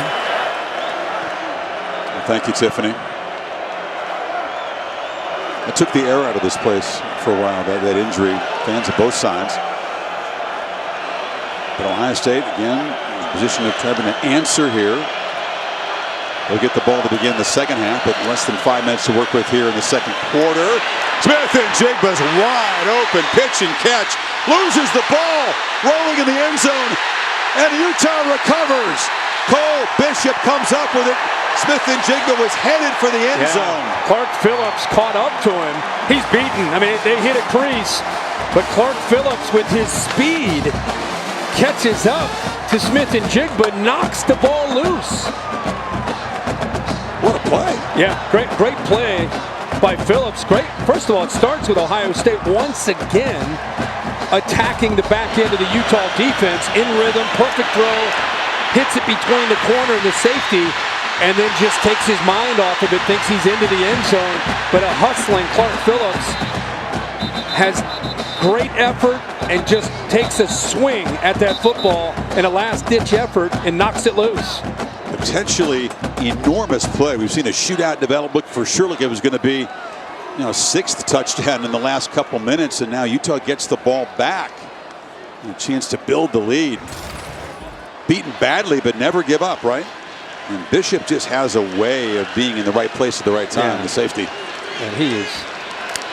Bishop and especially Park Phillips is going to be a play depending on how this game ends. You remember that effort. I also thought, watch how Clark Phillips, when he gets to him, watch how he grabs onto the left arm so he can't protect the ball, grabs there, and then gives himself momentum to punch at that football. Not an accident, right? There's no chance. Well coached to do that stuff. Yeah, absolutely. We saw a lot of that last night from Georgia's defense, but grabbing onto that left arm, that way Jackson cannot try to use the left arm to take care of the football, and then it's a free-for-all to try to get it, and Bishop comes up with it. Dalton Kincaid, the tight end, made the first down catch for 7. Now they feed Pledger, who hammers into converted tight end, playing linebacker today, Cade Stover. It'll be 3rd and short. A lot of guys playing different roles, playing out of position, stepping up today. It's that kind of afternoon. Yeah, it really is. Utah content to use some of the play clock here. No rush with 3 timeouts to work with if they can move the sticks here. It's a long yard they need. Thomas in the game. He's got it. And he's got the first down. Had to work hard for it. Quick penetration by Eichenberg. He looks exhausted from all that running in the secondary, doesn't he, Smith and Jigba? 6 catches, 172 yards, and a couple touchdowns. But, man, he would love to have that last play back. Holly? Well, guys, Utah is really struggling with the matchup with Jackson Smith-Njigba right now. Their young DB is a sophomore, number 15, Mate Ele, and Sharif Shaw, their secondary coach, is trying to coach him up, telling him to have better eye discipline, but they don't have an answer. Which again looks like some confusion, near collision in the backfield, and Rising will take a loss on first down. Understandable, you have confusion. You got so many guys. They were having auditions. That's why Mekhi Bernard's playing corner. They're trying to find guys who are athletic enough to do that, but not a natural position in modern football against this pass offense. Right. Even if you're down a couple of great receivers, that's a big ask. Yeah, and your tendency is to play a lot more zone and try to create a shell, an umbrella, try to keep things in front of you, which they've done. But to Ohio State's credit, they've kind of sniffed that out. And it's not just beating man-to-man, which they've done. They're also finding some of those creases. On that last play before the fumble, that's what they did. That was zone. Rising delivers a throw. Sideline catch made by Keithy. And the talented tight end, slow to get up on that far side. He's going to limp his way back onto the field. Little over-under read where you have a receiver deep. He's limping there, but you have a receiver deep in Keithy and a receiver short. He's just reading Cam Brown. Cam Brown's up a little bit too tight, so he goes right over top of 26. But Keithy is down. He tried to come on the field, thought better of it, but then as he was nearing the sideline, just dropped down and is in obvious pain, like a lower leg issue as he was being tackled after the catch. Keithy, again, the leading receiver on this team, the junior who said he's going to come back and play another year of college football. Some concern for that right leg. Yeah, like kind of rolled up on that right ankle. Like when he came up, he tried to jog it off.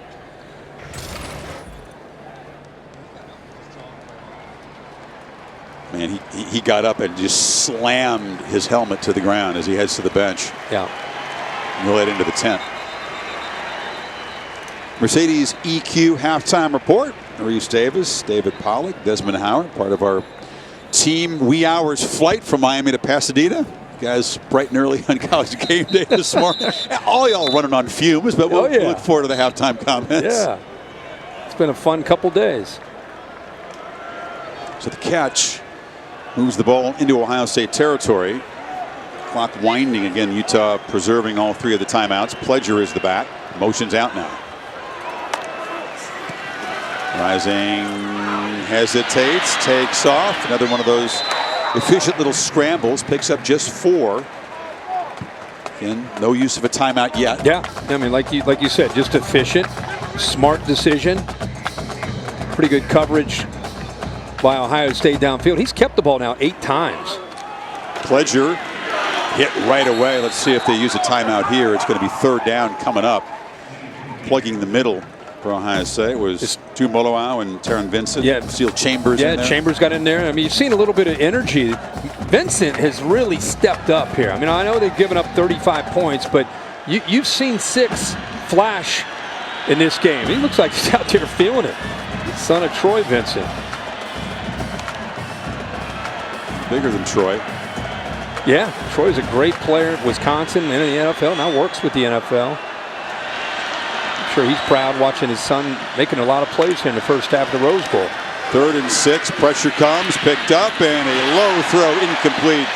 Going down trying to make the catch was Dalton Kincaid, part of that deep tight end group, but it's 4th down. Yeah, and Cam Martinez is in the game. He's been playing some tonight, but because of their injury to Ransom, he's now out there. And they had separation with Kincaid. It's one of the first times Rising who had an open man. You could see him. He kind of just maybe a little bit of a long stride, brought that ball down.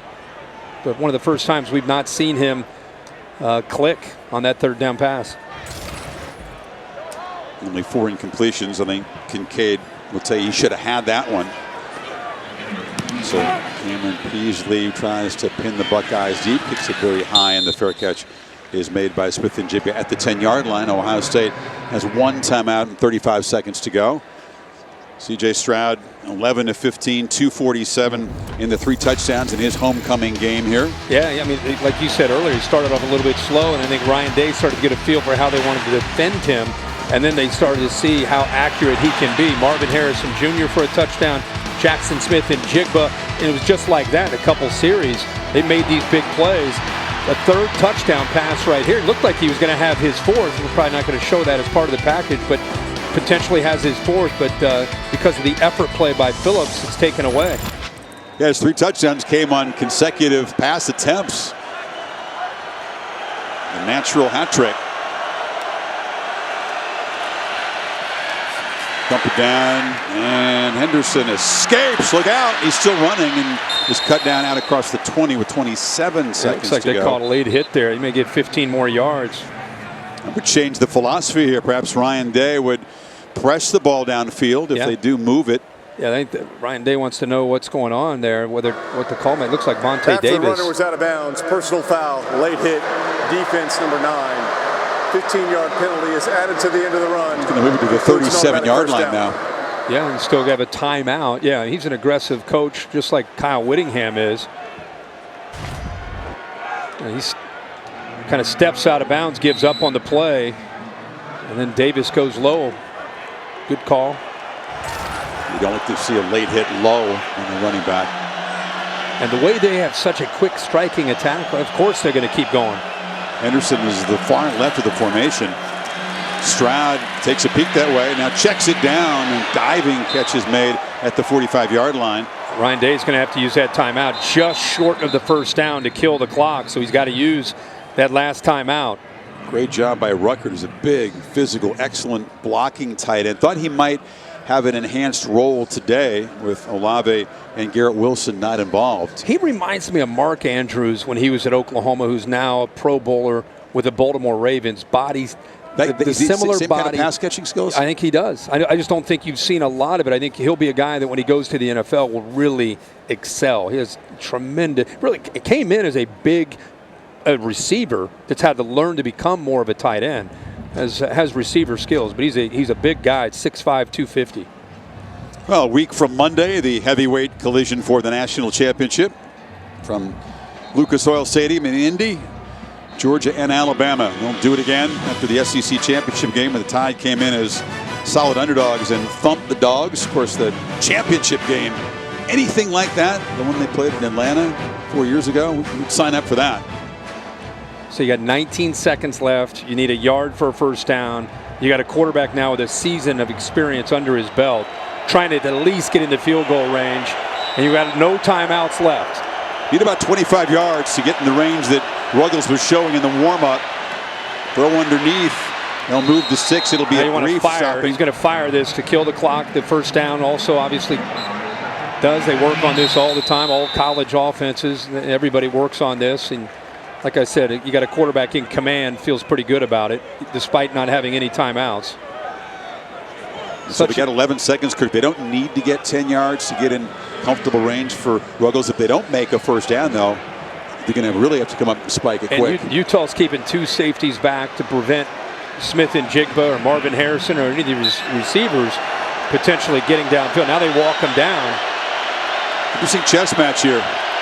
With just 12 seconds and no timeouts, Utah flushes Stroud out on the run, fires far side, and the catch is made, and diving out of bounds is Julian Fleming. That was clutch with 2 seconds to go. He didn't get out of bounds. Didn't they spot him out? No, I think his knee must have touched. Oh, wow. He did make a great effort and fell across the sideline there, but they kept the clock rolling, and it wasn't a first down. You're right about Fleming. He goes airborne to go up and make the catch, but he touches right there. Backside touches, inbounds. Line judge is right on top of it. You got to keep the clock moving. Exactly. That was a alert official. So instead of a field goal attempt to cut into the lead, the half ends 35-21 for the Utes. Britton Covey with a kickoff return. Utes offense scores 4 touchdowns. C.J. Stroud with 282 passing and 3 touchdowns in the first half. Let's hear from Kyle Winningham with Holly. Coach, your offense has done a nice job here in the first half, but how can you change the matchup defensively? The secondary struggling. Yeah, they are. It looks like we've never practiced kicking off and never practiced pass defense, but we got to get that shored up. And we're getting wrapped with the under coverage at times, and they're just getting behind us at other times. So we got to figure some things out. Thank you so much, Coach. Tiffany, let's check in with you. Coach Day, Utah keeps finding momentum behind big plays. What do you have to do to slow them down? 35 points in the first half is ridiculous. We got to do a better job. We got to tackle better. We got to fit the runs better. And obviously, we got to cover on the kickoff better. Thanks, Coach. Chris? Buckeyes give up 21 per game on average. Ryan Day's displeasure with the defense pretty evident there. This ties the Rose Bowl game record for the most points in a first half. Oregon and Wisconsin was a fun one back in 2012. So, Ohio State will get the football to begin the third quarter, but they'll be trailing the underdog Utes by 2 touchdowns. What a first half for these 2 California quarterbacks in their homecoming game. The Mercedes EQ halftime report is coming up right after these messages.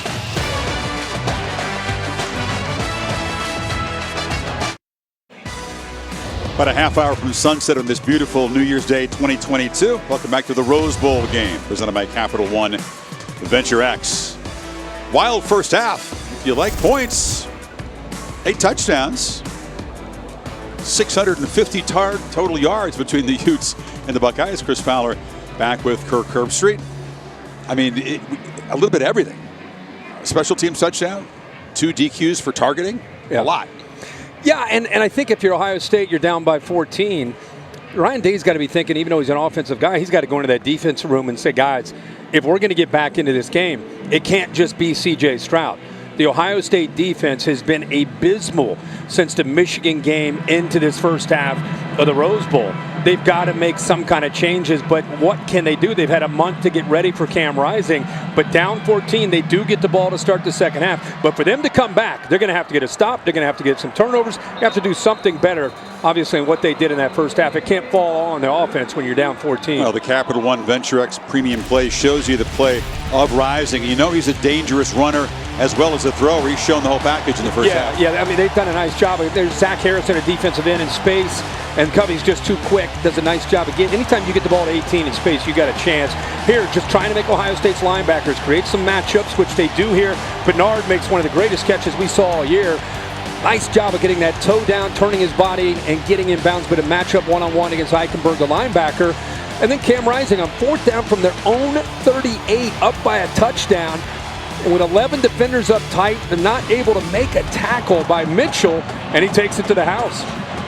What a call, right? You're up 7 in your own end. I think that call and the result, and then the punch out by Clark Phillips on Jackson Smith and Jigba, that's the difference in the game, those 2 plays. Buckeyes get the football first here. Ibuka from the 5. And he dropped at the 28-yard line. Hasn't been Travion Henderson. We thought they might flex on the running game. It's been Stroud taking advantage of the depleted Utah secondary. Smith and Jigba 7 for 136 and 2. Almost had a third there before the play you mentioned. Yeah. Feels like Ohio State's offense has done a really good job of adjusting after those first couple of drives. And really relied on Stroud and trying to win some matchups.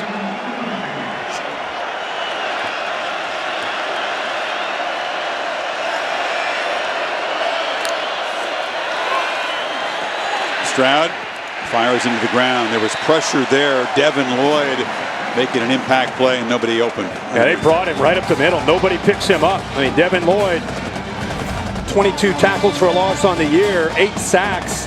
Just a late communication.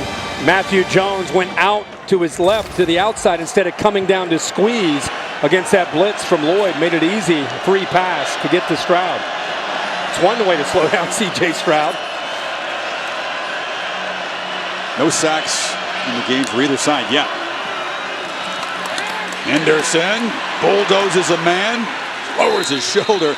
That's his best run this afternoon. He's been contained.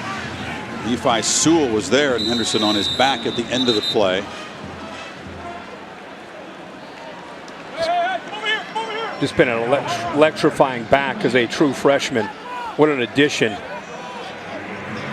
Appears to be in some pain in the midsection. Boy, there was some tremendous contact early in the run, and Henderson appeared to get the better of it against Sewell. Bounced off that one. Shows you his balance there, but it's the big hit right there that he takes. He's a physical ball carrier. You see how low he gets there against another freshman, Cole Bishop. Cole Bishop is fearless. Yeah, but he's up. He's up and walked it off. So that's third down. And long 2 for Ohio State.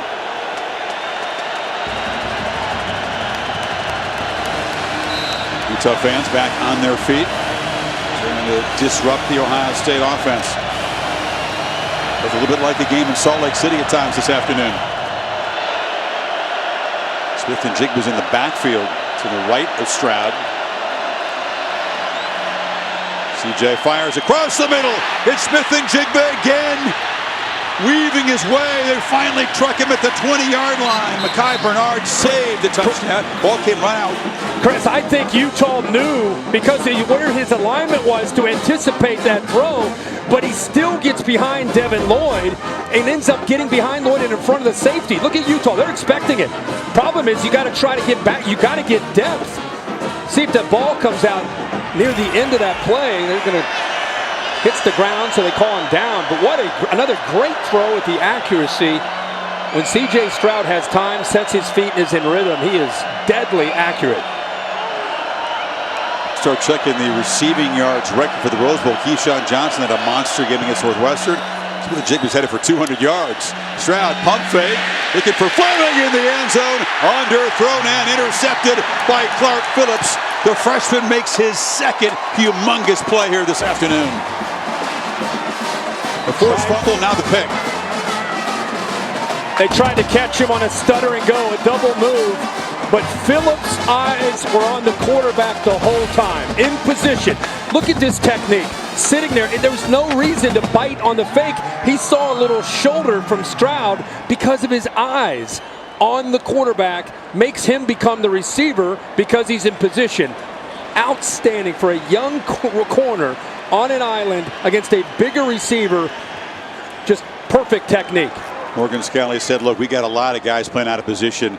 Number 8 must hold up today. Must hold up for us to have a chance, and he held up so far. Stroud frustrated with himself because he wants to put that away in the corner, but Phillips was in a great spot. And Tavian Thomas dropped behind the line as Eichenberg shoots in there. Eichenberg again filling in for Cody Simon, who's not able to go. There's a little bit of energy from Ohio State linebacker. And a tackle for a loss. Yeah, again, we haven't seen that since the Michigan State game. Watch him fly through here. That's how you get downhill. Bills, the guard, who's been getting up to these linebackers that time, didn't have a chance. So the first play of the second half against the run play, Ohio State linebacker getting downhill in a hurry. Second and 15 Rising takes the underneath throw, and it's Vele who falls forward across the 25. It'll be third down and 5. Holly? Guys, Brent Keithy, the tight end for Utah that was so active in this first half, was injured towards the end of the first half. Looks to be an ankle. Utah will not update injury information, but what I've observed, he spoke to the athletic trainers just now. He's heavily taped up, and I heard him say, I want to play. He looks like he's available to return, but we'll see if they're smart about how they use him. Nature in all its glory here in Pasadena, and no surprise that Keithy, who's a gamer, wants to get back in there with a tape on that ankle. Need 5, the Utes, to keep the drive going. Pledger's the back. He picks up the blitz, and Rising takes a long shot, but it's broken up beautifully by Denzel Burke, who lets him know, and the Ohio State team gets off the field. Ohio State's had a great lineage of corners over the years. Some players that play on Sundays, and they feel that Burke could be the next one. How about that? We saw Clark Phillips on the other side make a good play, this time on a big third down. Really good job in phase there, anticipating that outcut, and gets that right hand up to knock it away. Utes use different punters. This is Mike Williams, his turn, the sophomore from Phoenix. And Smith and Jigba, and still got enough energy to return. Punch! It's bobbled! Well, they changed up punters there, and Williams with the miscue sets up Ohio State at the 11-yard line. They're still wrestling for the ball. Doesn't matter. Doesn't matter, no. He just dropped the ball. It was a good snap. Williams, for some reason, just not able to hold on to the football. We've seen some miscues. We've seen a lot of big plays. You said we had a little bit of everything in the first half. Looks like that may continue the rest of the game. It's a perfect snap back to Williams. And it's been. Let's watch his eyes. No, he looks it all the way in. He just drops the ball. At this point, it doesn't matter who recovers it. No. It was a heck of a wrestling match for the football after that. But now Stroud and company at the 11, a chance to again get back within a touchdown. Mayan Williams in for Henderson.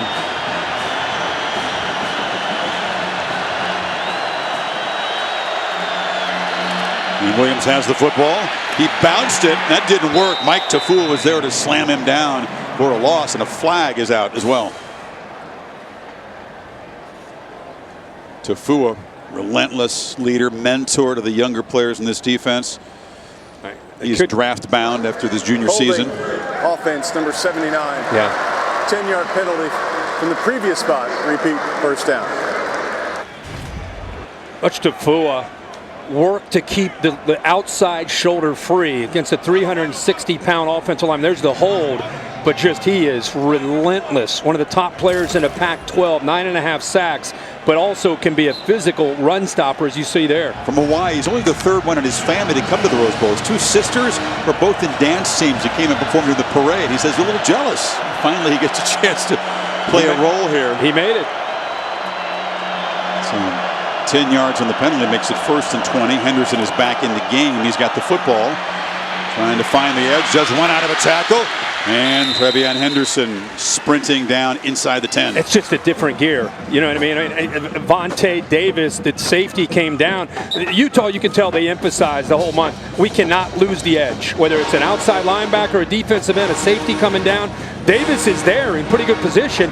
It's just he cannot slow down that quickness of Henderson. He's able to bounce outside of him. Take it to Henderson. Stroud surveys, throws the end zone. Easy pitch and catch, and the touchdown. The second today for Marvin Harrison Jr.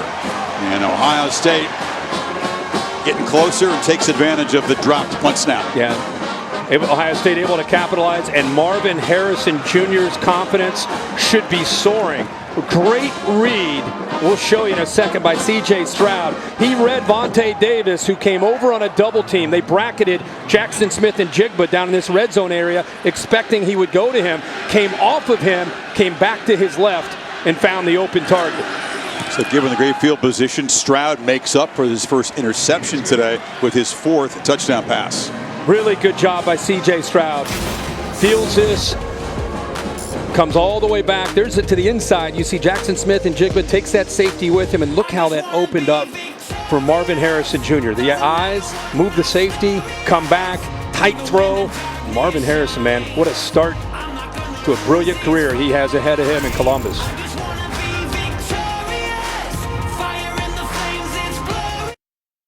Rose Bowl game presented by Capital One Venture X. New Year's Day, always a place to reflect, but look forward and count your blessings. And we are eternally grateful, as often as you have been, to begin a new year in this beautiful setting, which I always say looks like a movie set because it's almost too beautiful to be real. And now that golden time of year, the San Gabriels will turn from yellow to pink here in a short time. Incredible setting every year. We get a chance to come in here. Missed it, like you said, last year. Wasn't quite the same in Arlington. Dominic DiMaccio is kicking off this time for the Buckeyes. Kicks it high and it'll bounce out of bounds. So the penalty will set the Utes up at the 35-yard line. Suddenly a 7-point game again, and off that miscue after the Buckeye defense rose up in the previous series. A little bit more pressure now on Cam Rising to keep it going on offense. In the last series, which started the second half for Utah's offense, it was the first time we've seen some life from Ohio State's defense, playing with a little bit of an attitude. First down, Utah. You bet there was a conversation at halftime. Ryan Day, you could sort of tell from his comments that Tiffany was going to go and have a word about the lack of intensity on defense and the readiness for those guys. And look at his energy right there. I mean, I think he felt, let his presence be felt at halftime with the defense. Covey comes in motion. Pledger takes the handoff and still works his way forward. They push the pile. It's about a 7-yard gain. And I think the message he probably tried to get across is just getting back to just being a football player, getting off blocks, tackling, being just fundamentally sound, especially in that front. It was a false start. Set Utah back. Remember, the tempo gave Ohio State fits that time. Rising going a little bit too fast. Didn't have his group set up. And Vincent filling in again for the absence of Antoine Jackson and Haskell Garrett up front. He's played a good ball game so far. He's on one knee. Yeah, he's played great tonight. Sidelines. Big fella, belly hanging out beneath the jersey. He was flexing his arms, his big arm in the first half. Enjoyed the expansive role, but a lot of guys, Kirk, are not used to playing this many snaps. We'll see if that becomes a fatigue factor later in the game. Talik Williams, a true freshman, talented guy from Virginia, takes his place. 2nd and 8. Rising looks to get it out quickly. Checks it underneath. Covey spinning, but stopped by Steele Chambers just short of the marker. 3rd down now. Continuing to attack the middle in the interior of the defense and coverage. You'd always expect Thomas to be the short yardage back, but they have mixed up looks and done a good job of mixing in Cam Rising enough. This time it's Bernard. Makai Bernard caught a touchdown. He just gave up another one. He was the guy who was burned. He's playing an incredible amount of snaps both ways today. Tries to convert the first down here. Can he get there? Yes, a nice move. A bounce. Makai Bernard, a huge run down inside the 35. A two-way player in modern football and giving it his all today. Yeah, he just stiff-armed Ohio State's most productive defensive player, Ronnie Hickman. He's right here, comes up in position, and then he deals with that stiff arm and give Bernard credit. Using that stiff arm to bounce away from that would have been a tackle and have been short of the first down. But instead, stiff arm, protects the football, and once Hickman missed, he had all the yards he needed. Other than Rising's big second effort touchdown on 4th down, that's the longest run for a Utah running back today, 22.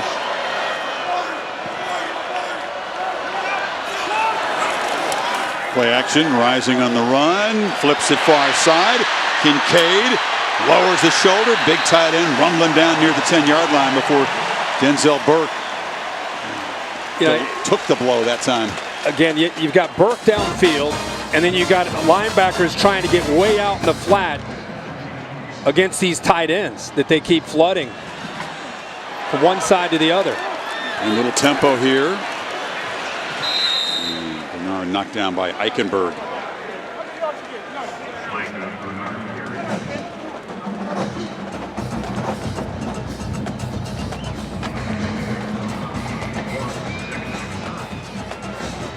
See point of this game. Ohio State's defense showed life. A bad mental mistake by Mike Williams, the punter. Easy touchdown drive for Ohio State, but Utah has marched right back 55 yards to get in scoring position. Thomas back in the game on 2nd and 9. Covey end around. And terrific play. Eichenberg, the linebacker, got out there and grabbed the quick guy's ankles to prevent a bigger gain. Watch Eichenberg see this. As soon as he sees the jet motion, watch his eyes, watch his arms start to swing. Here he comes, here he comes. He knows it. And remember, Covey has tremendous speed, but the recognition and anticipation by Eichenberg sets him up to make that play. That's a tough ask for the big guy, but he got to the edge. 3 tight end look for the Utes on 3rd and 7. Keithy, by the way, is back in the game with that ankle taped up on the left side of the formation. Thomas. Ooh, cut down. Looked like he had a hole there. And that was Court Williams who reached out an arm and prevented a touchdown. Man, how did he get around the big block by Daniels? Watch the block to the outside by Kincaid. Williams somehow gets underneath 71. And like you said, that would have been Burke's there, but a good job by Court Williams getting off of that block and making a play. That's true. Might not have prevented a touchdown, but prevented his cornerback from taking a hit from a big physical guy at the 5-yard line. So Jaden Redding comes in, the chip shot. First field goal attempt we've had after all the touchdowns. It's for a 10-point cushion, and he knocks it right through. So 38-28, midway, 3rd quarter here in the Rose Bowl. Beautiful trophy awaiting the winner.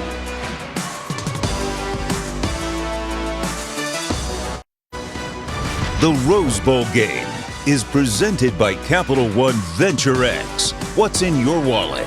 And in part by the proven formula of Gatorade. Greatness starts with G. And Allstate. Save money like a champion with Allstate. It's the home of the Tournament of Roses since '58. The tournament house, also called the Wrigley Mansion. You probably got a room there, reserved 365, don't you? I'm just honored to be in the Kirk Herbstreit broadcast booth, and I say that with absolutely no sarcasm. It's a tremendous honor. His name is on a plaque outside of this place in honor of the years that you've done service to this game and the sport. Everything I've done, that's one of the coolest things I've ever been a part of, and I'm humble. I mean, I don't know, just blown away. Still the Keith Jackson broadcast suite, but the Herbstreit booth, pretty good company, partner. Yeah. One more Rose Bowl, and you'll catch Keith's record of 15. I like your chances. All right, so Ohio State back to work. The deficit is 10. Buka trying to make an impact here, right up the middle. Gets a block. The flag is out. They're not going to catch him, are they? No, they knock him down to the 25, but this one's going to come back, way back at the 19-yard line, trying to match what Covey did earlier as a kick returner. Yeah, it's going to come back. During the return, holding, return team, number 4. The penalty is 10 yards from the spot of the foul. It'll be first down. They called it on Fleming, the receiver. He's shaking his head, took away a play from his fellow member of the receiving corps. Keep an eye on 13-4 is right in the middle. Well, yeah, I can see why he's arguing that. Let's see if he locks up anything. Look to the left. I feel like that was more of a hold than anything. I think 13, Scott may be on a hold, but I didn't see a lot at all from Fleming. 75-yard return negated, so Stroud and company take over at the 10. They'll have to deal with the Utah fans' noise down there. Crowd has been into it from the start. Most of them on their feet throughout. Rucker comes in motion to the left now. Henderson's the back. He's got it. And knocked down after a 6-yard gain. You know, you talk about the Rose Bowl and its history and Keith and the museum and everything. I've talked about this so many times as you, but you grew up like me. I mean, you're in the Midwest as a Big Ten kid, and you turn on the Rose Bowl and it's dark outside. You turn on the Rose Bowl and you see all these colors. You're just like, where in the heck is that stadium? It's just so beautiful. Fleming makes the catch. I honestly, I know Augusta National gets, we got to That's oh, Fleming. boy, you got Fleming. Holding his arm. Yeah. Kai Bernard was on the tackle there right away. Fleming showing that shoulder and charging It looked like across he the sideline. came right down on that when Bernard brought him down. Well, your point is right, and that's why the Utah fans are so excited to be the 45th team from the 26th different state to bring their team here and experience what they've kind of dreamt about. I think the reality is matching the dream for a lot of these people. Yeah, for sure. We'll see. Long way to go still.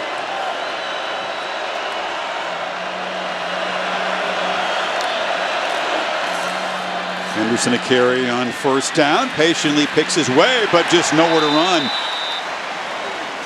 Nephi Sewell and Devin Lloyd both clogged things up there. It was a battle of patience between Devin Lloyd and watch him here and watch 32 Henderson. Watch the linebacker. Talk about patience from the back, but he's showing patience himself and then kind of mirroring Henderson, not shooting, and then eventually kind of riding him out and then making a play. That was beautiful by Devin Lloyd. We saw Nakobe Dean last night in Miami for Georgia play an extraordinary game. Buckeyes award winner. I think Devin Lloyd's in the conversation. Right there, top linebackers in the country. Yep. Stroud delivers. Catch made. Far side. Harrison again trying to add to a tremendous afternoon. First down near the 40. Well, that gives you a little bit of a taste of the acceleration after the catch. 6'3", 205's already had a big night. But it's one thing to have a big body. It's another thing to be able to pull away from a defensive back when you're out on an island the way he did right there. Got him that first down, Chris. Smith-Njigba circles back. They get him the ball behind the line of scrimmage. And Smith-Njigba adding to his Rose Bowl record for receiving yards. Keyshawn Johnson talked about the game he had against Northwestern for USC. Dwayne Jarrett had a monster game, but Smith-Njigba now 238 receiving on his 9 catches. A couple touchdowns, was close to a third before the ball was punched loose. Got 7 there. Free play if Stroud wants it. Tafua was in there early, and he'll just heave it along the sidelines. Smith-Njigba not able to come up with it. Offside. Defense, number 42. 5-yard penalty results in a first down. It's also getting near the Ohio State single game record held by Terry Glenn, but 238 and counting. What's Terry? Do you have Terry Glenn's? It's a 263, 253. Okay. That seems within reach, 15 yards away. Yeah, I think it does. And he knew that he was going to play a prominent role without the presence of Olave, who's here in a jersey, and Garrett Wilson, and the depleted Utah secondary, and he has taken advantage of that. They give him a cushion on that left side, and the play clock was winding down, so Ryan Day will spend a timeout here. Ohio State on the move at midfield, down 10. This one's been fun. Hope you've enjoyed it from Pasadena. A lot more still to come.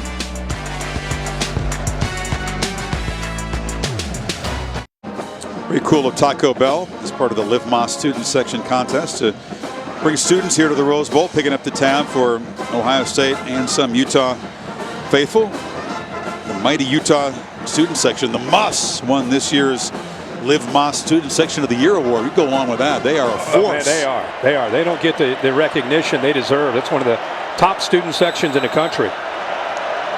Would you say it's a hostile environment when you as a visitor? After the timeout, first down from midfield. Stroud on the move, flips it across, and Smith-Njigba answers and adds to a record-setting day here. Jeremy Rucker took the safety over the top, and Clark Phillips had the task of running all the way across the field to try to stay up with Smith-Njigba. Just couldn't do it. Made it an easy throw. Playing fast. And they pitch it on the far side. Abuka makes the catch. He gets around the quarter. He's dragged down near the 12 by Bernard. I love the location of that football. We always talk about Stroud's accuracy. I know it's just a hitch, but he throws it to his backside shoulder to allow him to come back to the outside away from the defender, and now he's got a chance to do something after the catch. Little detail, great accuracy again to put that receiver where you want him by Stroud and give him a chance. Henderson back in the game on first down.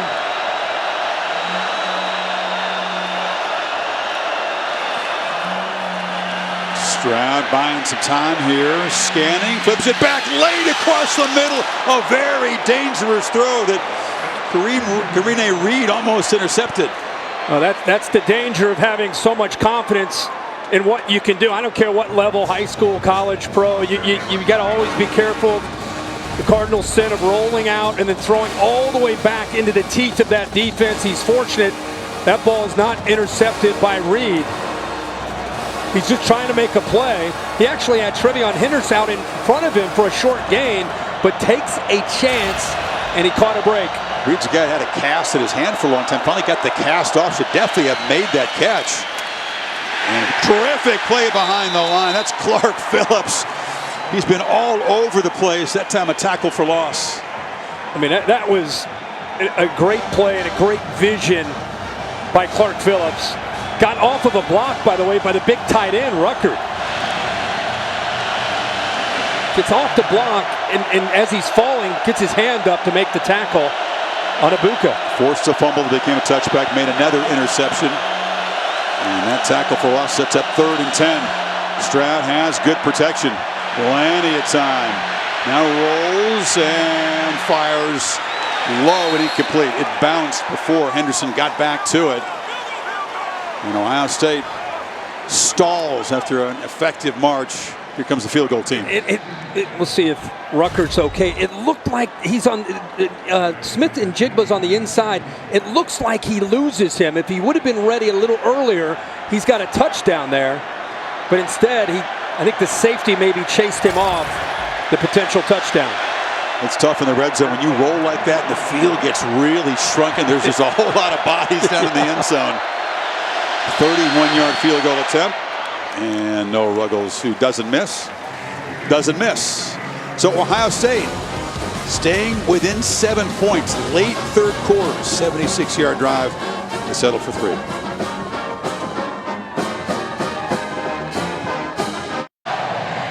I think that put the Goodyear blimp right in the aerial coverage. You can hear Hang On Sloopy and played here and sung by the Ohio State fans. Goodyear with you for every mile on the road to greatness. Goodyear more driven. Little light show at the Rose Bowl. Buckeye fans very much engaged. They were shocked early, wondering would their team have a spark, have some energy shorthanded, and they have responded, hanging with Utah, playing from behind virtually the entire game, but back within 7. Place coming alive a little bit here. Haven't been able to get closer than that 7-point margin. It's a short kickoff by DiMaccio, which is going to give probably yet another chance. And this time, modest return to the 32. Holly? Well, guys, this is such a beautiful game, beautiful moment, but it's very bittersweet for one family. The Vimahi brothers are playing against each other. One for Ohio State, Enoch, who is an offensive lineman. There you see him with their father, David, and Aliki plays defensive tackle for Utah. David, their father, was a huge presence in their life. Their high school coach growing up, one of the assistants at Kahuku High School in Hawaii, but he lost his life after a battle with a heart condition the week before Thanksgiving, and it's been very difficult. They know they're playing against each other. A beautiful moment for the family. Their mom, Lori, told me it's precious. Yeah, thanks, Holly. There's so many moments like that. The Rose Bowl means so much to so many on different levels, and to have that family moment here, and I'm sure they're feeling their dad's presence this afternoon. Absolutely.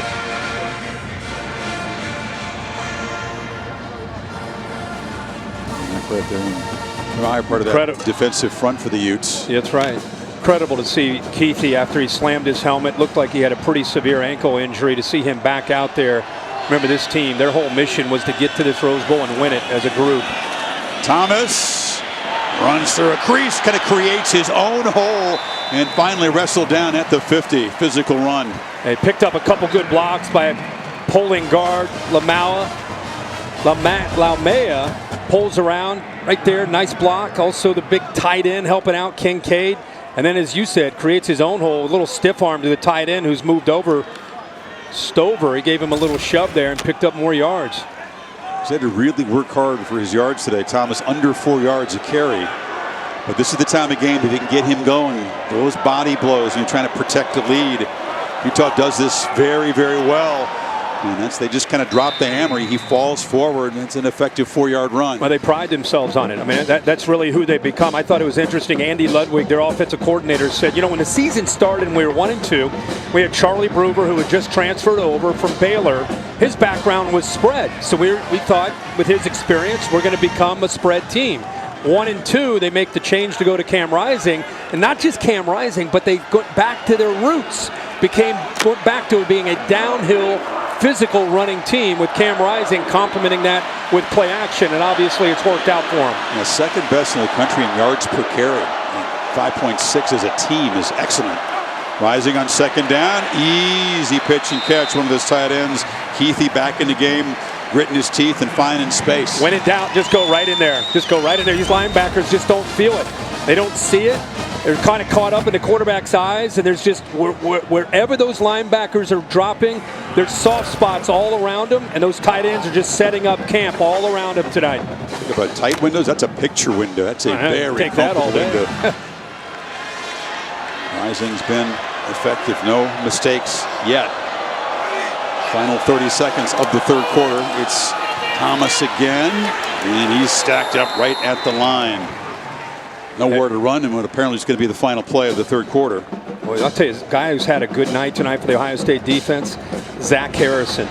You make a name for yourself as a defensive end, as a pass rusher, but Zach Harrison, the big wingspan at 6'6", 272, getting off blocks and playing the run well. 1 quarter to play.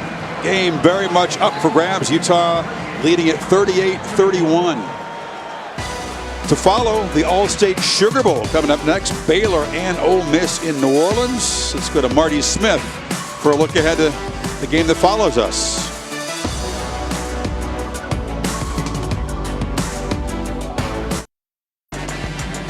Set for the final quarter. Rose Bowl game presented by Capital One Venture X, and a powerful moment here, a tribute to what Utah does in their home games, a moment of loudness.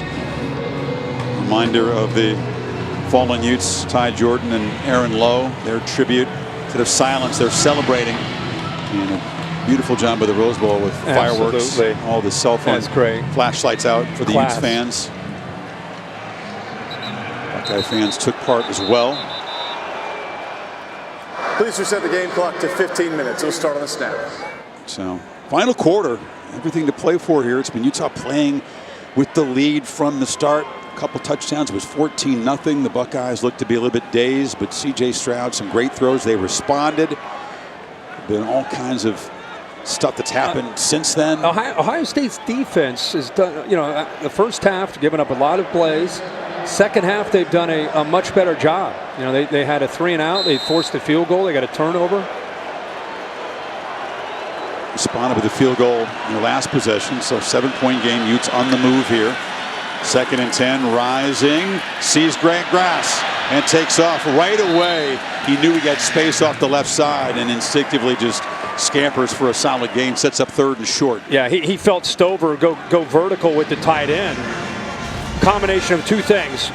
See that on the left edge, Zach Harrison goes inside. Linebacker Stover follows the tight end, and it sets it up. Need 4 on 3rd down. It's 4 of 9 today. Buckeyes been much more effective getting off the field lately. Keeper, nothing doing. Now it's Cade Stover, that converted tight end. I think he seems to like playing linebacker. I think he does. He likes being on the field, right? I mean, whatever it takes to get out on the field. But he played linebacker in high school. These linebackers against the run playing with a little bit more of an attitude, a little bit more of emotion. More work to do for this Ohio State defense. Whittingham, who went for it and 4th down on his own end, up 7 in the first half. From the Ohio State 41, they need a full 3 yards.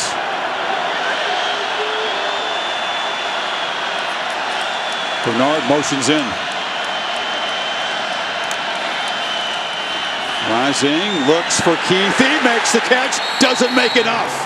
He is tackled right there by Ronnie Hickman, one of the leaders of this Ohio State defense, and that's a big 4th down stop. Well, they tried to set up a pick with Kincaid, the tight end, trying to affect Hickman. He's right here. He works to the inside. He's trying to get into the view and kind of into the lane of Ronnie Hickman. Ronnie Hickman works around him. The ball is thrown on the money, but Hickman, because of avoiding that traffic, got in a position to make a play where 80 Keithy can't do anything after the catch. Given a situation, that's the best defensive play the team has made today. And it came from the leader of that defense with all the injuries and everybody out, 14 still out there, and the leader makes a play at a critical time. So now Ohio State back to work with a chance to finally get even today. Stroud across the middle. Fleming, it's a short gain. Tiffany? Guys, after that play, everyone was coming up to Hickman with high fives and hugs. And when I talked to him this week, he spoke about how energy is huge. He said energy motivates us to get through the day. So he has to be the guy to be able to pick his team up. And he certainly did that after that play, guys. Fleming looks like he had his shoulder pop back in. Yeah, good to see Fleming back. Came back, made the catch, and Stroud on second down. Here's a slant. Smith and Jigba still alive. Stiff arm, and a record-breaking afternoon gets even more impressive for number 11. Deep into Utah territory. I mean, what do you do if you're Utah? They give him a little bit of a cushion, which you do not want to give him space. Mataeli is matched up with him, comes off from his left all the way back to his right. He got the quick slant. Again, the accuracy to Smith and Jigba gives him a chance to make the catch in traffic and then have a chance to do what he did, which is yards after the catch. Just so impressed with C.J. Stroud and how accurate he throws that football. We'll highlight all the records that Smith and Jigba has smashed today, all kinds of records. Ohio State records, Rose Bowl records, whatever's out there. Henderson picks his way and slams forward. 91 catches for the season now. That breaks Paris Campbell's single season record set 3 years ago. The Rose Bowl record, that's come and gone. Approaching 300 yards. Ohio State's single game record, he's got that. 5 straight 100-yard games. That ties Chris Carter's record. Jeez. There have been some great receivers that have come through Columbus, Ohio over the years, over the decades. It's pretty impressive when you start talking about that. Broke records that David Boston had held earlier. You can see Ruckert a little bit confused on his alignment here. They may have to use a timeout. They used one earlier and said they'll be down to just one. Just not on the same page. You can see him communicating. Buckeyes threatening, though, trying to get even for the first time since it was 0-0.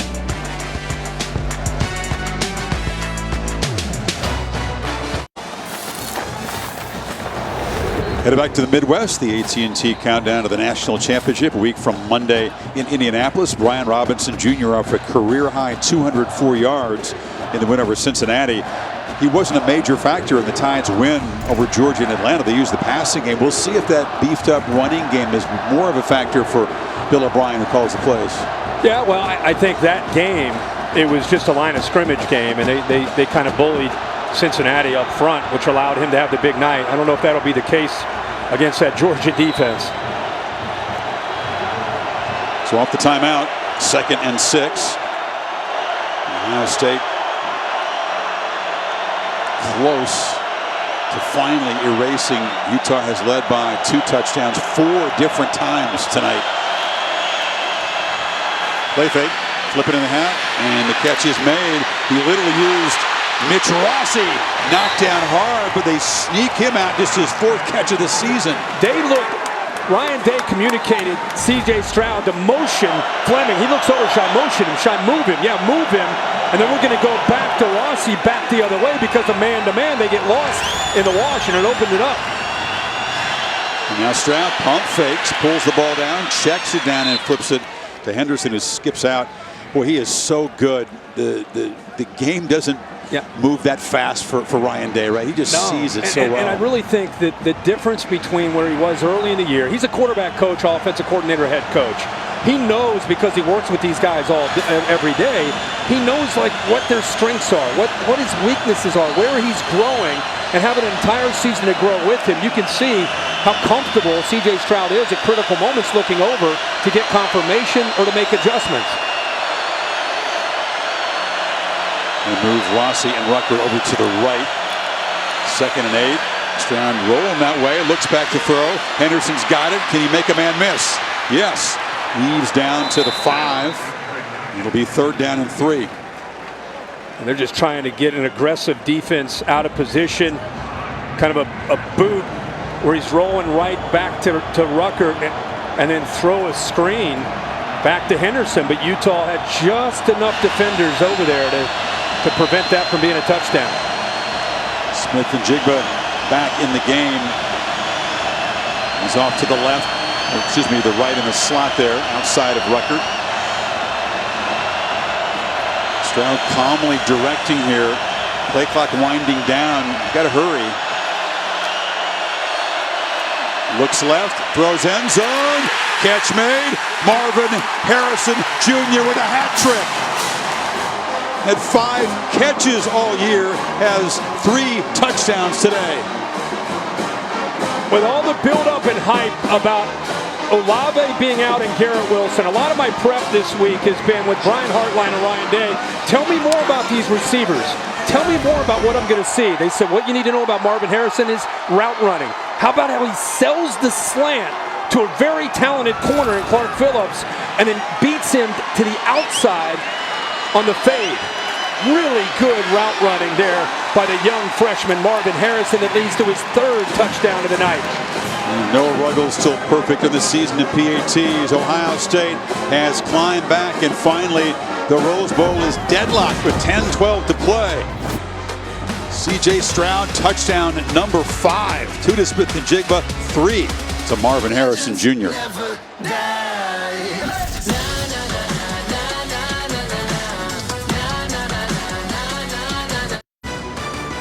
The Rose Bowl game is presented by Capital One Venture X. What's in your wallet? And in part by AT&T 5G. Fast, reliable, and secure. Taco Bell. And Smile Direct Club. We straighten teeth in 4 to 6 months. Backed by our lifetime smile guarantee. What a wild one. How much fun has this one been? You haven't been here from the start?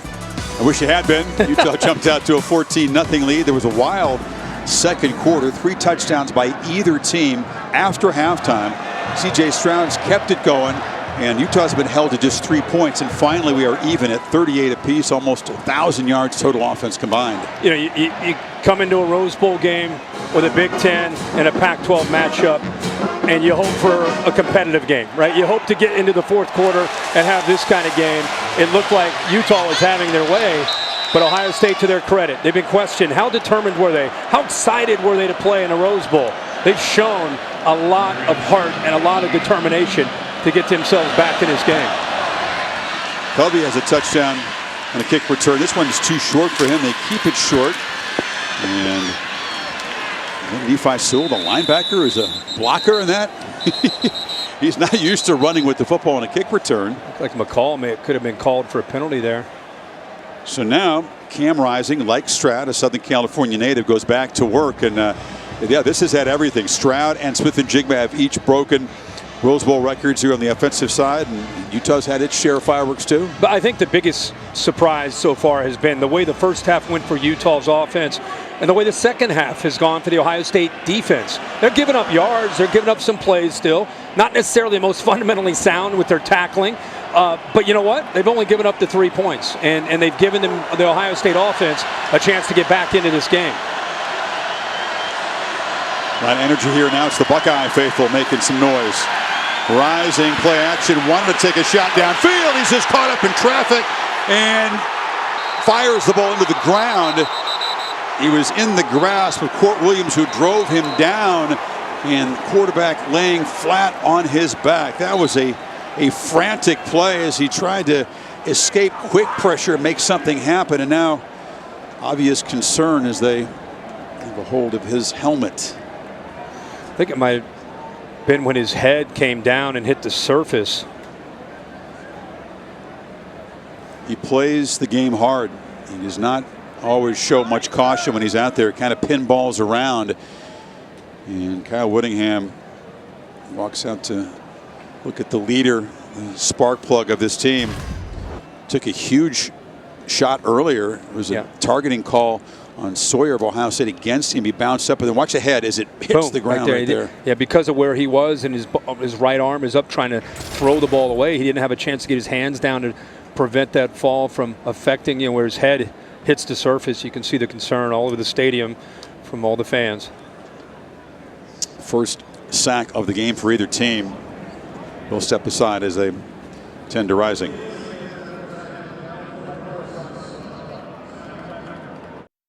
Concern for Rising. Here's another look at the head hitting the ground. He did walk off okay, and they're obviously checking him out on the far sideline. And now concern for their leader, and also a very difficult position for Bryson Barnes, who's a freshman.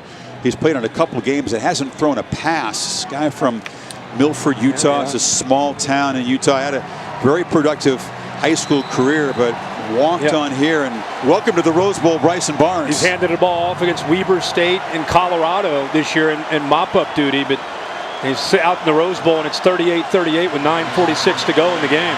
And it's 2nd and 17. He'll hand it off here to Pledger, but that would not be your normal play call with a quarterback who's got experience, and it's going to be 3rd and long. Holly?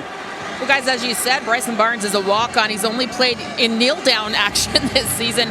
He's from rural Utah, and he grew up raising and showing pigs in state fairs. They say he's an amazing human.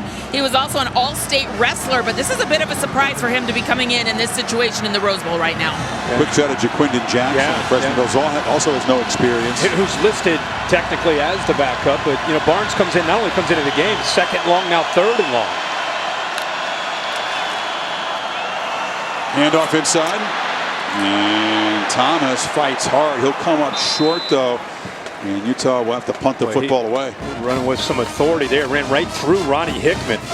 You can see how fired up he is. If nothing else, it gives him field position to help with trying. Field position is going to be big in this game.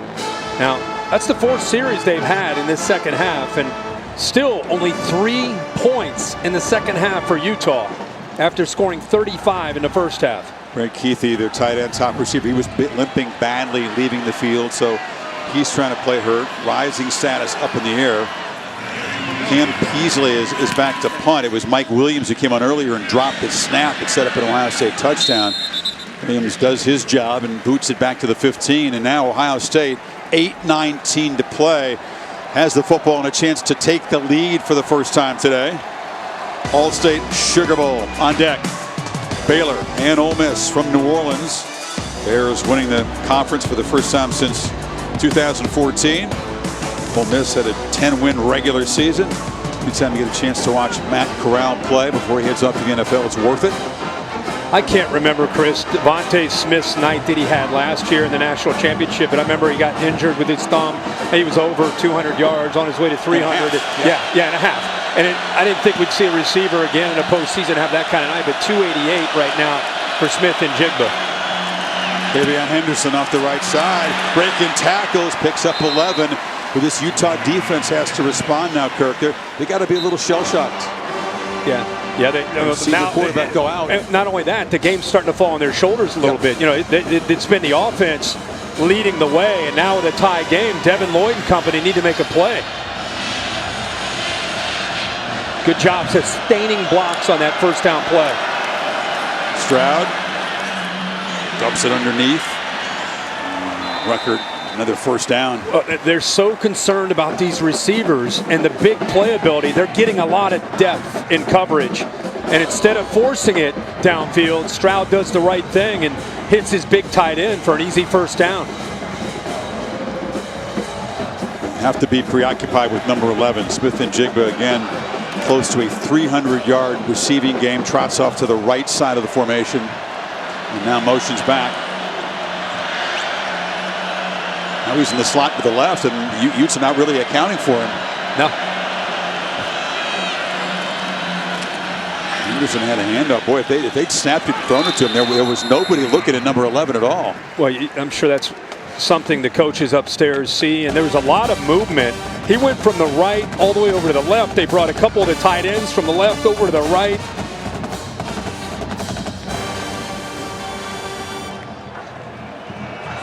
Stroud approaching 500 yards. It's a Rose Bowl record. Used to be held by Danny O'Neal. And that long throw to Harrison, that should get him over 500 yards. Bernard slings him out. Is there a flag? No. We know about the night that Jackson Smith and Jigba is having, but we wondered how the freshman would play. And we've seen a lot of great plays. Marvin Harrison Jr. has had a big night on a nice fade there from the slot. Here they spend too much time worrying about Smith and Jigba. Opens it up for a nice play on the backside. And again, one-on-one, sells the slant, goes to the fade against Phillips for the touchdown, his third. Looking to throw again at first down. Protection breaking down. He's chased and just dumps it down to avoid the sack. Devin Kafusi was in hot pursuit, and now Stroud is slow to get up. He's on one knee. Well, you mentioned Kafusi. He actually brought him down. As soon as he threw that football, he's up pretty quickly, but he's a big man chasing after him. He just gets rid of it, and then he finishes the play. It's a lot of weight coming down on Stroud. Stroud's still kind of hunched over. I'm not sure he's feeling 100% at the moment. Directing traffic. Buckeyes within about 15 yards of field goal range. Anderson tries to get him closer, wrestled down by Devin Lloyd at the 42. Devin Lloyd chases that from the inside. Otherwise, that is a big play because of the two pulling linemen. Watch him work from the inside, but you got a couple linemen out front. You got 2-on-2 to the outside, and there's Lloyd making that play. They play him with depth to allow his instincts and vision to lead him to the football. Makes it tough for the offensive lineman to get up to him at the second level. Massive moment here. Buckeyes have not led the entire game. Approaching 5.5 to go. Lead 8. Utes bringing the pressure. It's picked up. Ball comes out. Fleming makes the catch, but he is wrestled out nicely by Clark Phillips. It's 4th down. Clark Phillips has had a busy night. I keep going back to how he had verbal to Ohio State. How ironic that is. Jeff Hafley at the time was the defensive coordinator, and when Jeff Hafley took that job at Boston College, he opened back up and ends up at Utah, and ironically playing against the Buckeyes tonight. Here we go. Most crucial play so far. 4th and 4. Here's the man of the night. Henderson to the far right of the formation. It's like they're trying to create space over the middle. 4-man rush. Stroud has time. Delivers. Smith and Jigba. Who else? First down at the 30. You give him an option there. Depending on the leverage of the defensive player, you can either go to the inside or the outside. They cleared out everybody to work to the middle, but watch how the middle's taken away. The leverage is to the inside, so instead he just kind of works back out, and he and Stroud are on the same page on that 4th down. Master Teague, who doesn't have a carry yet tonight, is now the tailback. Stroud launching for the end zone. Jump ball. Touchdown, Smith and Jigba. Are you kidding me? Oh, my. And the gritty dance punctuates it. What a monster game. You can watch this sport forever. You won't see many better games by a wide receiver than this one. Dude, I don't know if it's the catch or the throw that I'm about to fall over on. The throw by C.J. Stroud, the location of this outside shoulder, are you kidding me? And then the concentration, that's just, you don't teach that. You don't teach what he just did on that catch. The instincts to look over the shoulder and almost Willie Mays catch that football and make it look like he's at a practice on a Wednesday. No Olave, no Wilson. 135 catches between them. No problem. Smith and Jigba, who was the top receiver on the team, by the way, an even bigger role today. 13 catches, 327 yards, and 3 touchdowns. Stroud has now thrown for 544. Ohio State leads for the first time. Every young wide receiver, high school and college, you need to study this film, especially if you're a slot receiver. Slot fade, pretty good coverage, by the way. Madaeli was not in bad position, grabs that left arm, but how about the throw by Stroud and the adjustment late from Jackson Smith and Jigba? And then the dance that has taken over the NFL that Justin Jefferson has made famous. Well, we saw Kirby Smart's son was doing the gritty in the field. That started in 19 at LSU. Yeah. But yeah, I mean, it's how natural he looks as a route runner and adjusting with the ball skills to the football. 327, 13 receptions, ridiculous. And as that was unfolding, and Stroud was leading Ohio State to the victory, Cam Rising is in the tent. They took away his helmet. Holly would get a report. But meanwhile, number 18, Covey's trying to set up Utah in good field position. The question is Rising going to be able to return, Holly? It does not look like it at this point. He's still in the injury tent. I did see an athletic trainer come out of the tent with his helmet and put it away. That same personnel went straight to Kyle Whittingham to give him the update. They don't give injury updates, but my gut tells me we will not see Cam Rising again tonight. He has still not come out of this tent. That is a heartbreaking way to end the game for him. A Southern California guy played so brilliantly. The first sack of the game, just fighting for his life, trying to make a play. Head hits the ground, and now here comes Bryson Barnes, who has not thrown a pass this year, and now suddenly finds his team down 7. Can they grind it out on the ground without the pass being a threat here? He's come out here for 3 plays, and he's, like you said, he has 3 handoffs so far. There's a reason that they put him out there instead of Jackson, whether it was the bowl preparation, whatever it might be.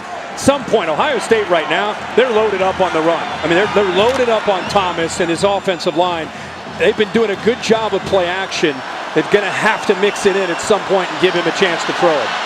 You don't want to wait till 3rd down. Thomas running left. They're expecting number 9, and he stopped for a short gain. Eichenberg, who's had the game of his career, stepping in for Cody Simonton, and now it's going to be 3rd down. Again, I want to reiterate, because we've been pretty critical of the Ohio State defense. 4 drives in the second half. It's like an Ohio State player down, but getting up. That's Zach Harrison. 4 drives, and the 4 drives have been a turnover on downs when the punter dropped the snap, a field goal, another turnover on downs, and a punt. So we're going to talk the rest of the night, next week, we're going to talk about the Ohio State offense, and they should. But the Buckeye defense, after being down at half, 35-21, and not looking like they're going to get many stops, they've answered the call in the second half. Still work to do. And Bryson Barnes, I mean, just imagine the story. Holly detailed his upbringing in rural Utah. Walking on here, 0 experience. They weren't able to get him or Jackson much experience throwing the ball. Remember, Charlie Brewer was the day 1 starter, transferred away after Rising got the job. It's a tough ask here for his first attempt of his career as a pass. 3rd down 7. And it's incomplete. Tried to find Covey, but a flag. Cam Brown was in coverage, and that may bail out Utah. Well, the route bailed him out. Covey sold that to the inside and got Brown. Pass interference. Where he got handsy because of the route. The ball will be placed at the spot of the foul with an automatic 1st down. Moves the ball into Ohio State territory. Watch Covey's route. Tight coverage, works to the inside, then goes back to that right hand just enough to be able to get up there to slow him down. It's a close call, but that's what the official saw, that right arm preventing him from getting back to the outside. Covey, who had the kickoff return for a touchdown, has been really held in check as a receiver. Just 2 for 26 tonight.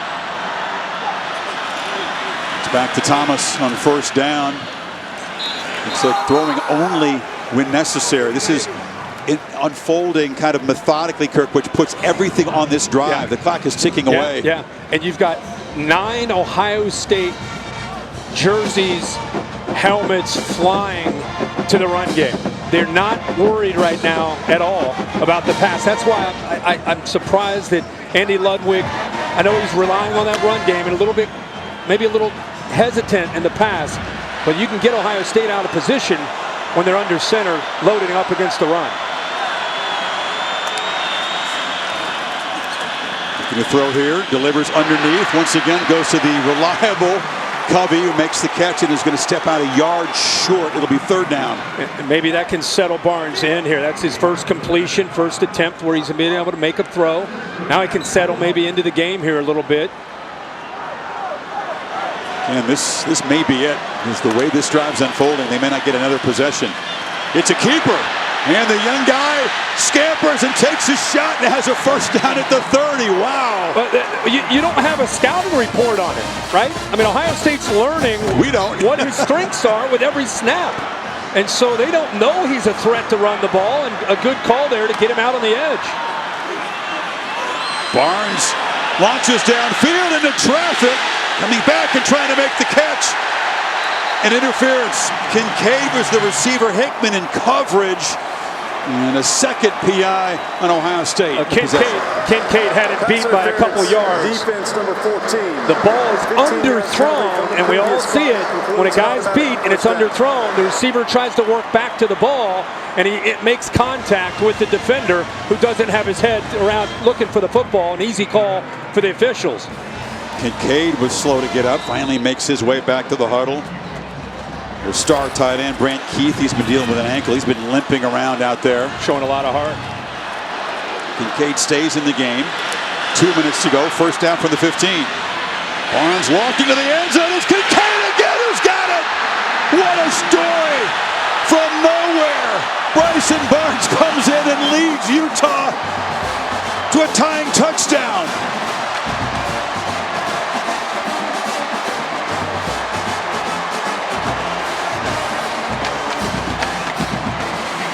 Chris, they went right back to that matchup with Kincaid at 6'4", over the smaller Hickman, and I love how he put the ball up in the air. That's clearly a touchdown. He had a couple feet in, but the big tight end over Ronnie Hickman, who was one-on-one.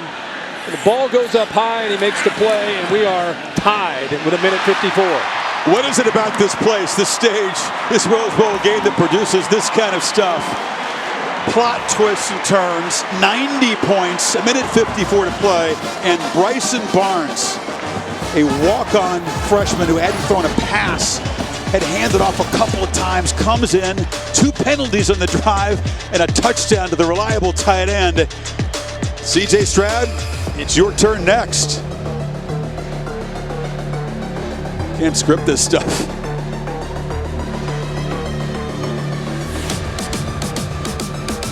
Well, we're not done here. Minute 54, Stroud, Smith and Jigba back to work, but now to Marty Smith in New Orleans with the All-State Sugar Bowl is up next. Big acts to follow.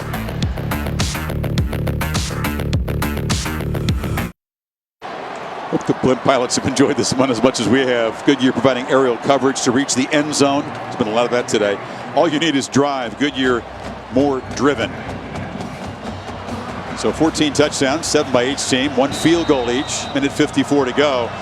Just an incredible moment for Utah. A couple of penalties aided it in Ohio State, PIs, but a 57-yard drive. And when all appeared to be lost, Bryson Barnes drove them down the field and got him even. But here comes Ohio State. Look out! Ibuka sets the Buckeyes up at the 45. Whatever it's taken, every guy in the roster all season long, it's been the theme. Barnes looks pretty calm over there. He really does. You know, he looks like a guy that's well prepared. Will he have more football to play? Can Utah get a stop? Can they get this to overtime? And you look at a minute 47. Remember Ohio State burned a couple of timeouts earlier. I remember thinking, boy, you wonder if that may catch up to them when they were down. Now in a tie game, as quickly as they strike, I don't even think they're concerned about that. They're more concerned about trying to score and work a little clock. Stroud, Smith and Jigba sidesteps a tackler, wrestled down at midfield as he adds to a monster game. I don't think you'll see a lot of urgency at all from Stroud. You know, I don't think they're, you're going to press. There's no reason to with how quickly they've been able to move around. Ultra reliable field goal kicker, only missed 1 all year, and they're going to only have to move it about 20 yards to be in Noah Ruggles' range. If they're thinking that. First down carry inside the 45 for Henderson. Most in any bowl game in terms of receiving yards. It's a night he will never forget the rest of his life. Ohio State fans will never forget, depending on how it ends, especially. Protection for Stroud. Dumps it down again. Henderson was left alone over there, and he picks up 9. Knocked out of bounds, very close now to field goal range. Morgan Scalley, the defensive coordinator, just trying to prevent the big plays. He's keeping those safeties deep. He's got 2 safeties deep, trying to match up underneath. Nobody picks up Henderson, and he can pick up a ton of yards after those short throws. already close to field goal range in a blink of an eye. They're not even to a minute left in the game.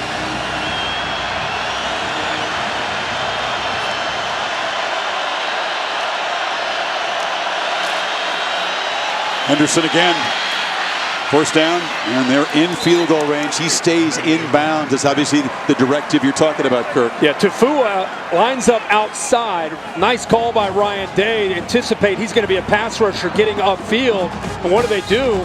They just run underneath that with, again, a very quick back in Henderson and pick up big yards. Look at this. I mean, very methodical, taking their time.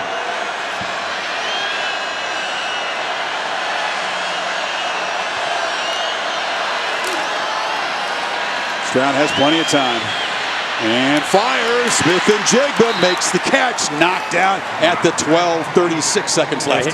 He was wide open the entire time he ran it. I'm surprised they're not trying to jam him, trying to reroute him.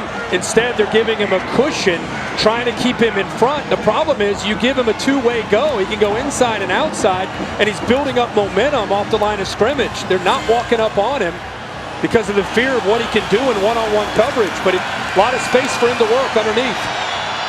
It's tremendous to watch this quarterback, so criticized, so tough in himself after that loss to Michigan. So many critics howling. To come back home and lead this kind of performance as Henderson is muscled down at the 2, clock running inside of 30. Yeah, and it's the poise that he plays with, Chris, right? The poise in these big moments, the accuracy we've seen, but I think it's leadership. And Utah choosing not to use their timeouts. And this is just going to be in the hands of the Ohio State offense if they can crack the end zone, or Noah Ruggles for a virtual extra point to win it. There's Barnes, who had a tremendous moment. Was hoping that he could go back out there in overtime, but Ohio State right down the field. Yep. Stroud talked about the fact that he came to some UCLA games as a kid. He'd never seen a Rose Bowl games. This is a brand new experience for him, and coming off that Michigan game. Ryan Day say maybe it's going to be one of the most important occasions of his life. He can learn and grow from that. This is his response to that. Yeah. When you're the quarterback at Ohio State and things go well, there's not a better place to be. And when things don't go well, you're going to be criticized. You and the head coach are going to take the majority of the criticism. He's felt that. And I think he's really grown through that. Any quarterback who becomes a superstar and goes on to play on Sundays goes through that. I remember when Trevor Lawrence went through that after his freshman year, won the national championship. He came back that next year and things weren't as good early, but he really developed and grew. And I think we've seen that with C.J. Stroud going through it. Here comes Noah Ruggles. Grew up an Ohio State fan. His grandfather, Homer, was a season ticket holder. He dreamed of playing for the Buckeyes. Didn't offer him. Went to North Carolina. Lost his job there in 2020. Transfers back to Ohio State. Has been almost flawless in his career. And now has a 19-yarder to win the Rose Bowl. And does his job. And somewhere, his grandfather is aware of what Noah has done. That was the punctuation mark. A lot of hard work to get there, but a nice moment for him. 9 seconds to play. 9 seconds to play. And the first thing you're thinking about is Britton Covey and what he can do with the ball in his hands. And I'm sure Ryan Day is going to communicate, we're not kicking to 18. Interesting that they chose to kick the field goal there. On 2nd and 1, just a couple yards away, the way they've been moving the ball down the field, they could have basically without a timeout, no timeout. Just to be safe. I think the kicker's been so reliable all year. I don't know about all this at the end when he waves to the, but he made it. Solid technique. Yeah, it was only 19 yards, but he is 20 of 21 this season. See if they hold on these last 9 seconds. But they were down 14-0 in the first quarter and 35-21 at half. They were down 14 points 4 different times in the game. And again, I just keep going back to that question. After they lost to Michigan, after they didn't make it to the playoff, they had the opt-outs. Is Ohio State interested in the Rose Bowl? I think after watching 4 quarters of football, I think we can all collectively say, yes, they're very interested in playing in the Rose Bowl. 27-10 is the scoring edge for Ohio State after halftime. Not going to give Covey a chance, are they? That's why I said, are they going to kick Yes, they are. Wow. And Covey already one electric move, reverses field. Going back to the looking flag for some of the football lateral day, and he will be brought down. It's a scrum for the football. Picked up, but no, it's going to be down right there. 0-0 on the clock. That's it. An unforgettable Rose Bowl as Ohio State, shorthanded, fights from behind all night. Utah leads for 45 minutes of this game.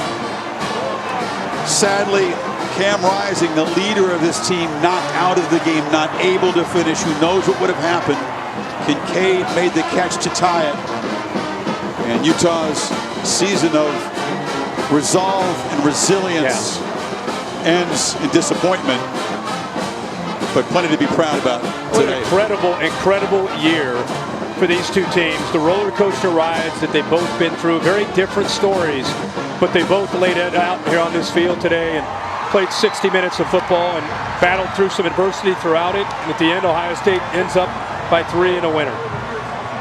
Stroud's triumphant homecoming game to Southern California. Brilliant game by the Texan, Jackson Smith and Jigba. Holly? These guys are so excited over here. I think everybody focused so much on who wasn't playing in this game. How did you and your fellow wide receivers decide to change and let people know who was playing? I mean, we just got a great group of individuals. You know, we're bonding. Zone 6, I mean, next guy's up. That's just how we always feel. And, you know, it's exciting. I'm excited, you know, for the young guys to play. And we stepped up, and that's all we can ask for.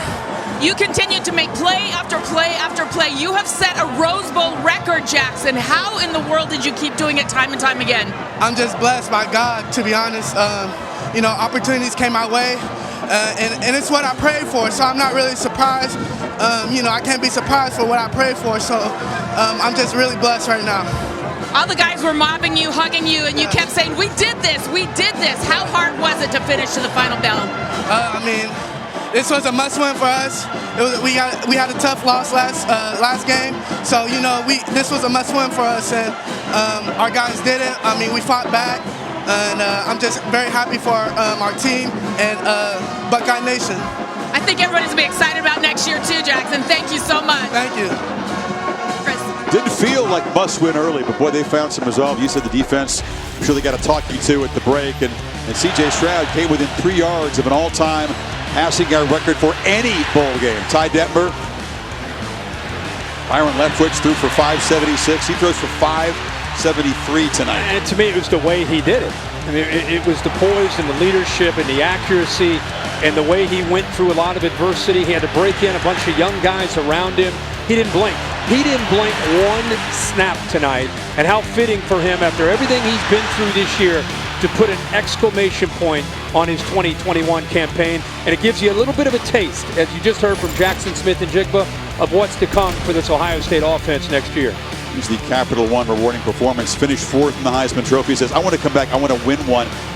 Gives you a taste of what he can do. Yeah. I mean, he showed that all year. Yeah. But I mean, Smith and Jigba catches 3. Marvin Harrison Jr. filling in. He catches 3. Heartbreak for those Utes defenders. You saw Rising. That was tough to watch him walk out of the tent into the locker room, unable to go. We certainly hope he's okay. Tiffany has Ryan Day. Coach Day, your team hit the reset button after halftime and kept fighting back. What impressed you most about the way they run the Rose Bowl? Well, a bunch of guys made a decision at halftime. You know, we talked about how a couple years ago we were playing the Big Ten championship game against Wisconsin, and a bunch of guys in the locker room stood up and said, we're going to play better in the second half. That happened here. And for us to play the way we did, down a bunch of guys in this game, and to come back and show that builds unbelievable momentum for next year, and really some gutsy performances across the board, and great to send our seniors out the right way. And you've got C.J. Stroud coming back for you next year. You said after that loss to Michigan that he had a different look in his eye for the past month. He was in a different place. What did he show you tonight? Guts, grit, and that's something that, you know, comes with time, and you saw it here tonight. He really prepared hard, and he wasn't going to be denied. He played his tail off, and a bunch of guys did. So did Jackson. You know, so did a bunch of guys up front. How about some of the young receivers stepping up in a big way? Thought our tight ends played well, offensive line played well. You know, we obviously gave up way too many points, but we got some big stops at the end, and great to get this win. And with Jackson and the way he went off tonight, I know you all needed him to step up and be that leader for you. How impressed are you with his performance? I mean, really gutsy. I mean, especially to come back after the fumble, you know. I mean, and then the throw and catch there at the end was unbelievable. I mean, I was like in shock for about 5 seconds. But that's who those guys are. That's the way they practice. And, you know, I think for next year, this builds a lot of momentum for us. You know, we were kind of reeling a little bit in the first half, but a bunch of guys said, no, this is how we're going to play in the second half. And I think we found something here special in the second half. I can sense some of the emotions. I know how much you love this team and how you feel about them. What's going through your mind right now? Well, I just know that the last few weeks have been hard. You know, when you come off of that game, it's not easy. And, you know, the way things were kind of going in the first half, but we really responded in the second half and played really well. And so, you know, I'm just happy for these guys. They'll be able to enjoy this tonight. And now we got a lot of work to do in the offseason, but this team's got a chance to be really special. Enjoy this one, Coach. Congratulations. Chris? 3 years ago, they beat Washington right here, and he was handed the whistle in the locker room from Urban Meyer. And so he comes back as a head coach for the first time and gets the win. You can tell the emotion. And I think the reason you have emotion is because every coach, you go through winter conditioning and you go through camp and you try to build toughness, mental toughness, and then you hope you have it, and then until you see it on display, you don't know. And I think when you're down 35-21 at halftime in a Rose Bowl on a big stage and things are a little flat, he challenged him. You heard a bunch of guys made some decisions. This isn't going to happen. And then there's a proud father. He's proud. And I think that's where you could see some of the tears in his eyes. And he's happy for his guys to make plays. And for Utah, disappointment. This is a tough, resilient group. They'll be okay from this. There's so much to take away from this season. They win a Pac-12 championship. But, man, to lead throughout this game by a couple touchdowns 4 times, let it slip away, and to have Cam Rising's day end that way was disappointing for me. Yeah, I agree. And you and I had a chance to be around Utah this year and talk to a lot of their players. The focus on Ohio State, it should be because of the win. But let's walk out of here tonight and have an appreciation for the Utah team, everything that they endured, the way they came together through adversity on and especially off the field, and came up just a little bit short, but did make it to the Rose Bowl and a magical season for Kyle Whittingham. Well, what a tremendous spectacle, like so many before it here at the Rose Bowl. This game and absolutely everything in the end. It's Ohio State coming from behind, winning it 48-45. Scott Matthews produced the game. Jeff Evers directed it. Thanks to Mark Amento and Mike Black in the booth and our entire crew. Always an honor to start a new year at this beautiful place, and we saw one we'll never forget today. Not over yet, though.